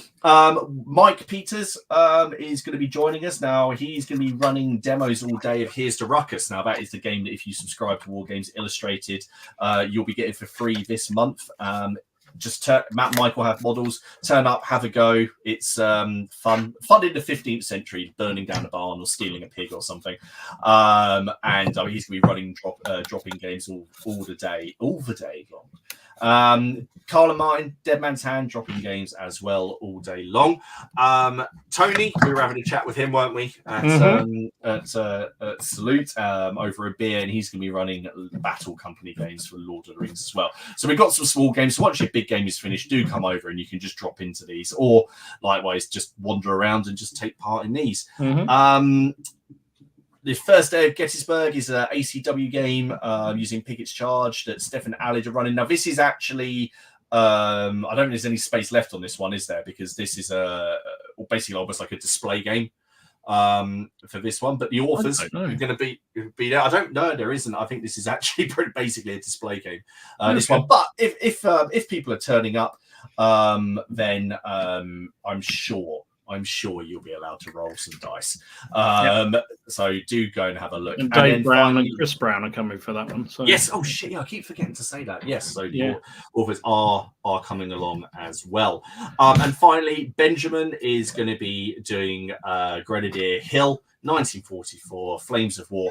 Do go over to the Facebook page and have a look at the flyer that Benjamin has produced, awesome, which has inspired me now to do one for our game. Don, we've got to up our game, but I think we're going to have to. He's really excelled himself, hasn't he? He's completely. Well, he absolutely has, and that's the thing. And the thing is the only way we're going to outdo him is by the people who take part in our game. If you have War Painter in a token, you're going to be getting some free rerolls in the game. Yeah, and it really will. It really will. So, of course, that is, we're very, very excited about it. Of course, we've got other things to chat about as well. There will be, can we say it now? Can we say about there's going to be a painting competition. There'll be a painting. We ran a very small one in the first one. And then we haven't the other ones. And Stu from Miniature Realms, what is wrong with you? From Miniature Realms, your voice. And Dan, who you'll see on the Hobby Hour, and who's a magnificent painter as well, are going to be running a painting competition for us. And there's going to be sort of 3 categories, which I think it's going to be like single miniature unit, and then a big bestial vehicle or something like that, something stupidly big, and there will be suitable prizes. And don't worry, the judging isn't going to be just down to what do we, who has the most talent. There is going to be some craziness in there as well, but more info on that will very much going to be in keeping with the theme of the Facebook page. It's all about everybody's contributing, which is that might be it. Everybody might be given a vote on what is their favorite one, so there might be a best in show kind of thing as voted for by the attendees. So there we go. And to top it all off, we will be, I hope there isn't a figure limit on a unit. We need to be allowed 96-man flight box in the Gallic Wars. I think he means his units for the painting competition, I guess. Right, okay. I was about to say, we can get some pikes into the Gallic Wars, I'm sure. I'm sure you can. They're going to send us the details and the criteria, but we would love to see. So people have a go. There's going to be a long time to. And it also goes without saying, doesn't it, that if people want to bring along something else, some small game that they can play later on in the day, then absolutely fine. Once the tables are cleared of a game, they'll be available. So if you want to do a little, I don't know, badges and boroughs or whatever you want to do, doesn't matter. If there's room, you can do it. Well, we will also the night before. Yes, a lot of us will be going to the Tudor Bar, and I dare say again there will be board games and even some small war games. Someone did mention about playing Action Panzer around pint glasses and stuff like that. So quite amusing. And finally, there will be a charity raffle. So it sounds like we're on the scrounge. I suppose we are. But if anyone has that project that you just bought at Salute that is replacing that old project, if that old project isn't going anywhere and you want to find a home for those sprues, then you can always send them our way. But no, we'll post up about it. But if anyone has those unwanted boxes, those sprues, those packs of metals that didn't go anywhere, if you want to donate them, you're more than welcome to. You can bring them on the day, or you can send them to us, and then, as before, we'll be running a charity raffle. All of the proceeds of that go to the chosen charity, which we'll reveal details of a little bit later. And you can buy raffle tickets when you check in, and then when Hayley and Jill walk around trying to press gang you into buying more. Your ticket price for the day also includes pizza and coffee and all that jazz. And we're going to have a bloody good time. And Hayley has told me to say, I'm not going to try and do her voice actually because she'll beat me up. There will be a curry. She's going to wait until we kind of have final numbers, and then she will be post up about it. So she will organise a trip to the all-you-can-eat curry house, and everyone is welcome to come. Partners as well, people attending day, partners, everyone is welcome. And if it's anything like last time, we'll then probably either head back to the Travel Lodge and take over there and play loads of board games and be really rowdy, or we'll head to the nearest pub. So we're all bloody looking forward to it. Yeah, there we go. Yes. I think Ian also said that he's happy to open the shop a bit longer on Friday if people wanted to use that as well. So okay. Which reminds me, remember, if you want to win a whole load of Black Seas stash from Ian, comment on the video, not in this chat, but in the video chat. See what I mean on YouTube. That you want to win it if you're UK based, I'm afraid, or you can pick it up from the UK. But he's got a whole load of Black Sea stuff he's donating for us to raffle away here. So please comment in that. Just the name of what ship you would command in Black Seas, given the choice. There we go. And 15 mil training command, Japanese attackers versus British defenders fighting around tennis courts in 1930s suburbia in the jungle. There we go. There we go. Well done. Yeah, that was far better than. Will there be a boat service available this year? Oh, of course, yes. We flooded. Yeah, we flooded the place last time. Excellent. Right then, let's have a look at. Shoot! God damn it, Steph. The Tiger. Yeah. I thought it. Did it say no? It did close down, but I think it was open last year. Really? Yeah, they found out Steph was back, so they reopened it for one night only. Yorkshire Dragoon says the good ship Dick Winker. I heard that. We'll talk about is it Dickus Winkus will be appearing in the Gallic Wars. So he will be there. Right then, let's have a look at what people were saying, because we had a lot of comments, and then we'll get through to the viewers' pictures, which we didn't have time to do last week because of the ridiculously huge OPC. 37 OPCs last week. Ridiculous. Oh, nice. It was madness. Okay, so Steph, suit. I made sober purchases this time. Turns out they're all the same as the drunken ones. Who would have thought? I bumped into him and Jill walking around, and they were saying, "How much have you spent?" And I said, "Not very much." And then they proceeded to tell me what they'd spent, and I thought, "My goodness me!" Yes, they were off to buy something else as well. Well, I saw them at the start. I saw them before the purchasing began. Rob said Dom's happy because he found an elephant. Did he, though? I don't know. There seems to be the jury's out whether Dom found an elephant. Storm Seal, he'll need someone to show him how to play Chain of Command. Dave, Martin survived the wrath of Haley. Must have kept the hobby budget this weekend and bought her something nice. Where's her birthday next Monday? So I won't be on the stream next Monday because it is what. And she did that. She's done that thing where she's like, "Well, you don't have to cancel it. You don't have to not go on the stream." It's like, that's dangerous. Yeah. So no, I won't. You know what that's like? You know, one of those choose your own adventure books. Mm-hmm. Yeah, that's a choose your own adventure. You're gonna be like Dark Souls. You died. You died. What I will say is, so I bought that pack of Foundry.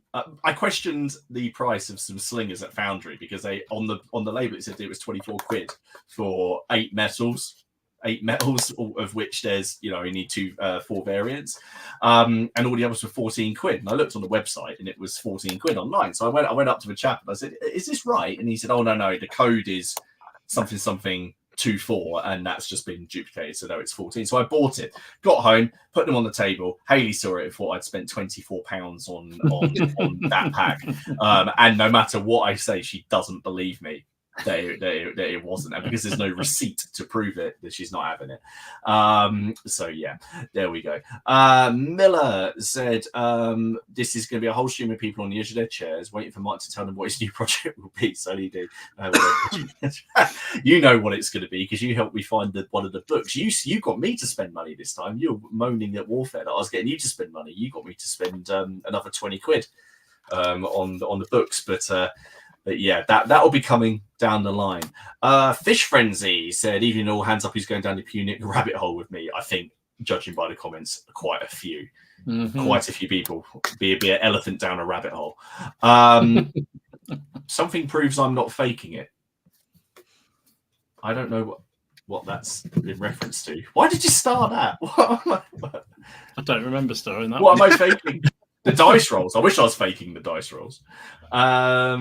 No, I've seen them in person. They are truly shit. They are that really bad. Your name got brought up in it because Haley was on about changing dice. I saw, yeah. That I was. I'll have to thank her for that one. Well yes, Anthony Flank March. Oh yes, Force of Virtue was a fun skirmish game. Yeah, we saw that, didn't we? Tony was talking about it. A nice looking 15th century skirmish game where you have 3 pikemen. I think you can have running around. That's right. Which it actually did look cool. But the main thing is, as he says in here, it was a ring bound rule book. And it came with a box as well, a tin or something. It came in a tin. It came in a tin, and it was ring bound. It's like everything you could possibly want. Miller again. Right. I think we're talking about the. This is the point we started talking about the topic. Not a bad idea, but you'd want it all to be arranged, which had plenty to offer. So he's talking about the doing the month by month magazine thing. I mean, Wargames Illustrated give away their free sprues bit. Do they draw a lot more people in as a result? I don't know. No, not if, because it tends to be an article and here's a sprue of the latest release, doesn't it? It's not really about getting people into a game. I mean, you could do something for. I'm trying to think now, but I think you could quite easily do it for bolt action. To be honest, I think you could. You could, but and I'm sure this. I think I've seen a comment later on, and I think it was Alex. There is a big drop off on those magazines in popularity after like the first couple of issues, and you need to have a bit of money behind you to get things going as well.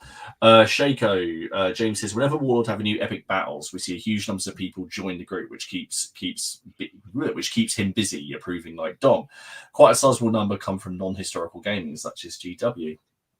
Well, yeah. Well, we've talked about that before about it being sort of a gateway game, a gateway system, and a gateway company. You know, a lot of people come to historicals through bolt action. I had a lot of comments on my video. People who said, "Oh, I haven't done historicals before, or I haven't done ancients before, but I could really get into this." So I think there's definitely something in it. So why is it? I mean, I know what I think. Well, so why is it that they're with Warlord doing, Punic, I said this before when they were doing the Napoleonic releases, obviously 15 mil, 10 mil, whatever, has been around for ages. There are loads of good manufacturers of those models. So is it purely just the advertised that Warlord can bring more advertising to bear to get those people interested? Or is it simply that they're plastic and they're in strips? And I think it's the range. I think since they released the Epic range, I don't think they've scored any own goals, have they? I think it's all been popular. Yeah. I imagine it's all sold very well. Yeah. So yeah, I mean, it'd be interesting to see how far they take it with the Epic range. But I just think, they've probably seen how successful sort of the Naps and the ACW and the Pusher Pike was. I remember when I went to the Warlord Open Day a couple of years back, I think John Starlin basically said that's how he wants to see elephants at that scale because that's a good way of representing a good sized battle. They are, I mean, because they had 3D renders of the future planned releases as well. So they've got the Orator from Rome. There's like ballista and onagers and buildings and camp scenes. So it does look well supported and very cool. But of course, the thing is the first two are black powder. Pike and Shot is essentially black powder. Yeah. The rules are Hail Caesar, while the core system is kind of the same structure, Hail Caesar is different. The combat is completely different. The morale system works differently. It's a lot more brutal to reflect that. So I think it was inevitable that they wanted to expand into that. Maybe they will now go back full circle because now they've got each of those 3 games has an epic release, has a small scale release, and maybe they'll come back and then they'll add more Napoleonics. Then they'll come down and they'll do something like, I don't know, Marlborough, because they've got their core releases. Yeah. Who knows? But I think this one is going to take a while to get quite a lot of the stuff out for it, seen by what they've got planned. I think it's the box set, so I think that's the big thing for it. I think it's the fact you can pick up pretty much everything you need for a game in one box. 2 boxes if it's an army one, if it's a combined one. I think that's partly it. I think that's why it's successful.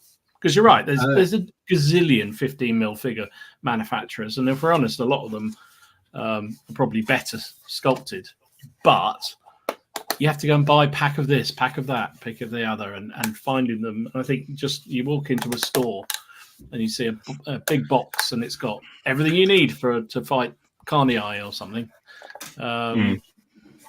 Fantastic. Go for it. That is the draw. Okay, Benjamin, the best thing we've done to raise awareness of the hobby in our local area is going to public events. There you go. For local clubs, sports groups. Go to local schools, after class facilities and play. Yeah. It seems quite obvious, but I don't know. But I don't know how much that happens sort of around here. Don, anything that helps a new player to a game system put a playable force, even a small one, on the table for a reasonable price helps. Yep. Yeah, very, very true. Craig says, be great to see wargaming on TV, like what Stranger Things did for the resurgence of D&D. Yeah. Oh, it's weird because we mentioned that the other week with oh god, the name eludes me. The Edward Woodward show. Edward Woodward, yeah. I mean, would that take off these days? Would I people watch it? I don't know if I don't think he necessarily means. I don't think he means like a show about wargaming, but he means like a TV show where the characters. Where it's included. Are wargaming, right. Because in Stranger Things they're playing D&D, aren't they? Which actually even led to the release of a box set for D&D where you could play the characters that the Stranger Things characters played in the made up. God, really? Yeah. Anyway. Yeah. The only thing I've not seen Stranger Things. I don't watch that kind of thing. But is that the one that spawned like 1,000,000% increase in Metallica t-shirts? Yes. Yeah. Thought so. Yeah. I think the thing with those though, when on the rare occasions where you see wargaming featured, and I can think of about 3 films or TV programs where they've had wargaming in it. It's been very much as a sort of eccentric old git kind of thing. It's not young and trendy, you know. It's exactly what I was thinking of. I mean, the film Ronin with Robert De Niro. Yes, that was that one. And he's doing, and that's where he's telling. I swear it was in something like Midsummer Murder as well, something like that. At one time they had somebody playing a wargaming in the back, and it's like, it's not really the image you're looking for, is it? To get of course. We were talking about it, you know, the biggest, probably the most successful tie-in will be the Lord of the Rings game that GW did. But then they took the license beyond the films as well. Yes. And, mind you, and it was the community that really kept that alive. I'm not really going to... GW didn't keep that alive. The community kept that alive with the constant support. They're not wrong. Thank you, Paul. Is that the old men? The old men. I think you're probably right, though. Yeah, fair enough. Robin says you'd think it would be very easy with either epic sprues or bolt action sprues, 2 platoons, 2 tanks, and their plastic ruins over 15 magazines. Yeah. We'll go and pitch into them. Warlord, they bloody have the instructions for putting together in the very last magazine. Just to F you over. Just to make sure you put that out loud, because they would probably do that. That's not a bad plan, but that's not a bad idea.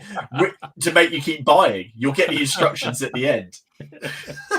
It won't be right, but you'll get them. John said, growing the hobby needs engagement. Absolutely. UK shows have the advantage of having the general public being able to come in. The local shows in the US are club-based and limited admission.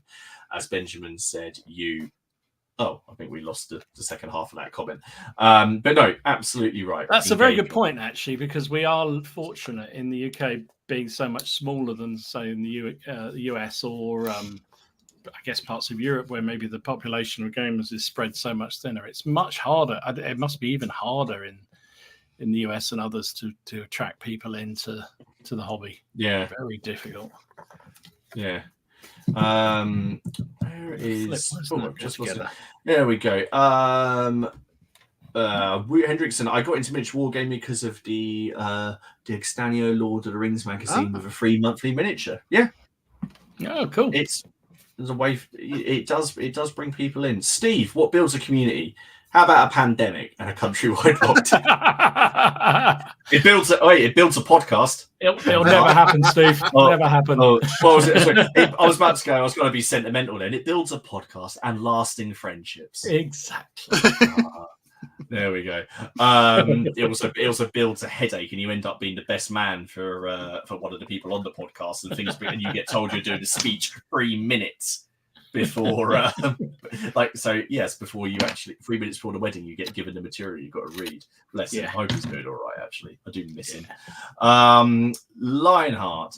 To be honest, having an environment where you can go as a beginner that is not judgmental and supportive, like the PCP. Oh, like the PCP Facebook. I thought you were saying we were judgmental and possible. I read that completely wrong. Where people live will give advice. Yeah, absolutely. And completely. And I'm not trying to. We love the Facebook group and the range of stuff that's on it. It's. I do love also the fact you've never, in all the years we've been doing this, I can only count on one hand, or probably a couple of fingers, the times when there's been anything that's approaching nastiness or any kind of snidey comment, and I think half the time that's just been a misunderstanding rather than anything else, which is what I love. It self-polices, which is it does. Everyone's there for the same reason. It's Tragianic. I think expanding our view and map of entry points into the hobby helps grow the community. Yes. Yep. Matt says historical is full of little enclaves playing rules which vary too much. I wish there was more communication between companies. I think you're starting to see that a little bit, aren't we? Between like Wargames Atlantic and Footsore and I mean, even this that trial of virtue. I mean, they've got Perry's in there now. I assume they've just spoken to the Perrys and said, "Can we put your miniatures in it?" and bought the sprues in bulks, but you have to get permission to do that, right? So maybe it's starting to see it. Alex says GW is a behemoth that has a white dwarf group who do nothing else. I doubt even Warlord will be able to sustain it in historical. So that's true. You will need dedication, and you're going to take a hit. You are going to take a hit to try and build that community. Tragianic, my partner entered the hobby through board games, Nevsky by GMT, watched Where Eagles Dare and Band of Brothers. Now she plays war games like Bolt Action and Hail Caesar. Yeah. Sweet. Yeah. Robin, and we'll just go for a few more and then we'll get on to the pictures. Genuine question, and not because I'm antisocial. Is there a point where a community grows to the point where you lose some of the community feel? It's so miserable. No. I guess it would be inevitably yes, I suppose you would get to that point. Yeah, I think imagine if we had 10,000 people in the Facebook group. I think maybe then it is about numbers, I guess, but I don't know. I mean, I actually think people have met me. I'm not a very sociable person, but I love the Facebook group. I love the community of it. So yeah. Well, what was lovely was last week how you said you were in a hobby funk, and then there was a bunch of posts suggesting things that you might be able to try to figure out there. I thought that was really nice actually, because I mean I've seen other. I've seen other people, go through, and it's not nice seeing someone who's. Because I'd like to think I'm quite enthusiastic about the hobby most times, very much so. And not being able. I mean, like I said before, I've mentioned before this malaise that I'm currently in. I used to paint every hour I could find, painting on breaks at work and at lunchtime. As soon as I finished, I'd paint something at night time. 3-4 hours of painting. I don't know. It's but to see people recognizing that I wasn't a happy chap. No, that was nice. Yeah. Old school. I stumbled across a small battlefield skate park in Louisiana years ago and found 2 Rangers alone in the HQ playing the massive ACW. Oh, lovely! Excellent. That is brilliant. Excellent. Plus that gives me a warm glow. What's that for? What was he plus one-ing you for? My usual insightful, brilliant comment, I'm sure. Well, you are the elder, aren't you? You are like you are our Gandalf. You are our Gandalf. I'm sure. You've called a lot worse. Well, I'm sure, probably by me. Sure, variety has been. It depends if it's in that game we were playing. Variety is really important in communities. PCP is a hobby, terrain painting, minis, etc. Keeps me seeing fresh things and ideas coming back. Yeah, variety is good, and I suppose that's. But then historicals has that. it has the variety to offer. Yeah, it does. Some would argue too much variety. Yeah, and then we get into that. When he worked at GW, me and my manager went down to a local church's weekend events and demo gaming and painting. Awesome. Did you get the caretaker to pack up after you?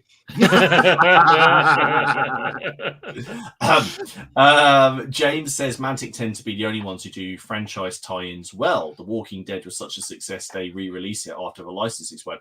Hellboy was another, and now Halo. I don't care about Halo, but Hellboy was awesome. I even went down to their open day, sat through that most recent Hellboy film that came out just so I could play the tie-in game, and then just try to forget about the film as we were playing it, or convince myself it was okay. Martin said maybe historical sites and museums should sell minis of wargaming. You can get ECW miniatures in Cromwell's house. We're gonna go into overtime. I'm so sorry. Tracy Grove, rules of indexes bring the masses. Absolutely. I'm gonna whip through these really quickly because people took the time. Look at the Fallout game made after the video game. Now there's a TV show. I wonder if people start playing that. I think they will if they're wise. I have seen Modifius starting to promote that as saying, just did you know that there's a board game as well, or a miniature? There were quite a few people playing at Salute again this week. There were. Agreed. Board gaming and RPGs are more accessible and easy to get into. Is RPGs more accessible and easy to get into? They just have good starter sets, and they're as big a drain on your time as a war game, if not more, because they require a lot more prep. Dave just says board games can be replayable and contained easily, played over a few hours, like the Zombie Side. Yep. Robin, it's a different kind of nerdiness to historical gaming, though. Is it? Is it really? Do you think? I don't know. Are we going to go all sort of anthropological and do all the different sort of like nerdy things? Marky Sparky, it's easier to get people into board gaming rather than wargaming. We used to wargame at a board gaming club night. People could watch us and join in if they wanted. How many did? That's what I'd like to know. Not in a horrible way. I'd just be curious. Martin will lose to Haley in a new scale. Thank you so much. True. This is a story of a cover, Martin. John, friends of General Hay, given that John Staller was at GW when the one box solution was chosen, this was to bring people into 40k wargaming, it's not a surprise. Yeah. Good point. Gwindor, Midsummer Murders, is that when the other half finds out how much money you spend at a convention? Yes. Craig, Murder at 1500 film, Wesley Snipes, brilliant ACW table in one cool scene. Someone didn't end up going through it though, did they? That would upset me. Rogue Trooper, I get the feeling Dom is not impressed with Warlord instructions. I could be wrong though. Don't know what you mean. And Wargate, and then Alec, when a community grows, it tends to fragment into smaller groups. We have at our club, but the groups still cross over to a degree. Well, there we go. Well, thank you very much, everyone, for taking the time to comment. We are going to hit a little bit of overtime, and I'm going to do it because we missed the viewers' photos last night. Yeah. So if you're going to stick with us, we'll still be here with you. I'm sorry, before we do that, can I point out one thing? You just say you can buy ECW figures at Cromwell's house. Yes. Does it come with special instructions? Fun not allowed. Must wear hair shirt while painting these figures. But you can buy genuinely. You can buy Charles. They've got the metal. Does it come in a headless version as well? No fun not included. They removed the dice. There's no dice. There's no dice. Right. So as always, people have been very, very busy in the Facebook group. So if you're not in the Facebook group, please join. Answer Dom's questions free. You'll see all the information in there about Crapcom, but also just post up what you're working on, and we will show it off. And games. We like to see games as well. Yes, we do. I don't think I've got many games this week. So what have we got? Andrew, Napoleonics. Now these. Oh, nice. A nice mix of Warlord and Perry on there, and you can't. This is my point. You can't tell. They look awesome. They look awesome. So very, very nice stuff. I mean, the wrong side, but very nice. I like the stripy trousers down the front. Yeah, I do appreciate that. That's very cool. Alid has been working on these militia, weren't they? I think that's what they were. Yeah, for Sharp Prey. Oh, Spanish, Spanish guerrillas, isn't it? Yes, that's it. For Sharp. Very, very nice. Very cool. So next up we have Andy, who has been working on. I forgot what these are. Is it these? Stargrave. Stargrave. Yeah, but he's been at a kit bashing on those. They are fan. I love that color scheme. Absolutely fantastic. Really nice. Really nice. I like the palette. It's like muted, and that's very cool. Dan starting his Winter Germans. I like it when people post up stuff like this. It shows it you get the planning, and I like also the nearly done thing of super glue. Very, very nice. Evan he has sent this in. This is his word bearer. Now Evan's, I think this is like his second miniature, because you remember before he did the Nurgle. Oh yes. He's second miniature. That's brilliant. It's very cool. Brilliant. It's really nice. Very cool. They're now word bearers though, but yeah, very nice. Very, very cool. Please keep sending them in, dude. Very, very nice. Lewis, Deathcore Krieg. Lovely. Steve, you're always partial to I love me a bit of Deathcore. They are rather nice and hard as nails. Very, very cool. Lynn, Baron's War. Oh, nice. If Paul's still in the chat. I like the helmet on that guy. Yeah, really good. So to speak. Wow, we're getting demonetized, aren't we? Wow, look at that. I know you're in overtime, Martin. Did you have to I'm in overtime, and there we go. No, this is what happens after dark. We admire helmets. So now we're gonna so Matt's been doing some Napoleonic artillery. Oh, look at the barrel on that. Look at the ball he's carrying and all. All we need is Sid James laughing now. That's all we need. I feel like we need that. Nathan is continuing his Burgundian force here. So for 15th century Burgundians, I believe he's doing these for Nevermind at Billhooks, but obviously totally usable in loads of other games as well. Nick, who's putting on the ACW game, he's got some early French here. Oh, nice. Which is nice to see. Don't often see. No, you don't. French from really so very cool. Here he is. Here is Dickus Winkus. Hey! Very, very apt. He will be. I want to make that joke that the person made on my videos. It's not Hail Caesar anymore. Can I do it? I probably wouldn't. I probably wouldn't. All right, okay. We'll move on. If anyone's, you can just go over to my video. It's it. That is lovely. Looking forward to seeing him on the table. I had to put these up. Look at these. Oh, lovely. Look at those for Lanchnet cannons. Wow. Beautiful. Wowza. If I was going to get shot by a cannon, that would be. That's what I would want. 4 of them, preferably, at the same time.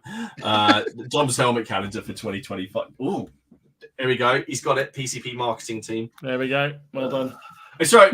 You weren't here when we said that you were an expert teabagger earlier on. I think you might want to spin back. Yeah, you might want to listen to that one, Ken. That was nothing. That was a complete slip of the tongue.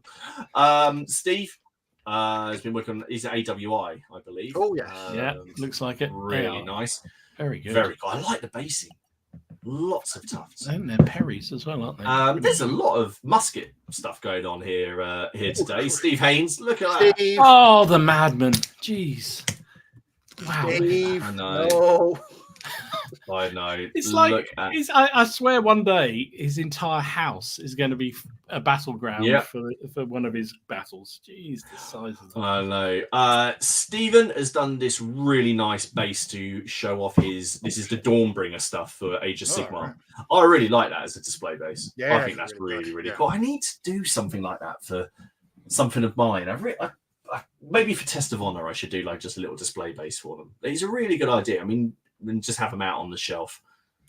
I probably should do that. Maybe that could be an OPC once this one's finished. And then finally, Warren. Now they play these are 15 mil, 15th century stuff, and I've now completely forgotten what. I think it was a mix between. What did you say? It was a mix between. Was it Hail Caesar and bill hooks or something. Basically, they mixed two systems together and fine-tuned it a little bit, or the game they're playing was a bit like a mix of two systems. But I just really liked look at this. I like how they've got the handguns at the front. Yeah, nice. The unit, but really nice stuff. So anyway, guys, there we are. Thank you so much. I'm going to whip through this bit. Thank you, obviously, to Steve and to Dom, and for all of you guys, everyone on the catch up, Boars and Swords, for sponsoring this, and thank you, of course, because we went over 200 views. Yay! Hooray! There we go. Awesome. We'll never ever hit it again. That is fantastic. Next week, it's over on Steve's channel, where it's going to be a community guest who will be revealed on the day. Revealed soon. On the day. So what's your emails if you're the people who have I think it volunteered your time. I think it's all been sorted. Oh well, it's all sorted. It may not be, but yeah, we'll cross that bridge when we come to it. I had a really difficult week last week, so he did. So keep your eyes open. I will be at Hayley's birthday next week, which will basically be me probably taking her out somewhere and not doing anything to do with a hobby. Thank you to everyone who said hello at Salute, and we will see you all. Well, they'll see you next week. I'll see you 2 weeks' time. Anyway, stay tuned. Go to the Facebook group, join the Facebook group, and the games will be up there for Crapcom. We will see you all later. Bye. Bye.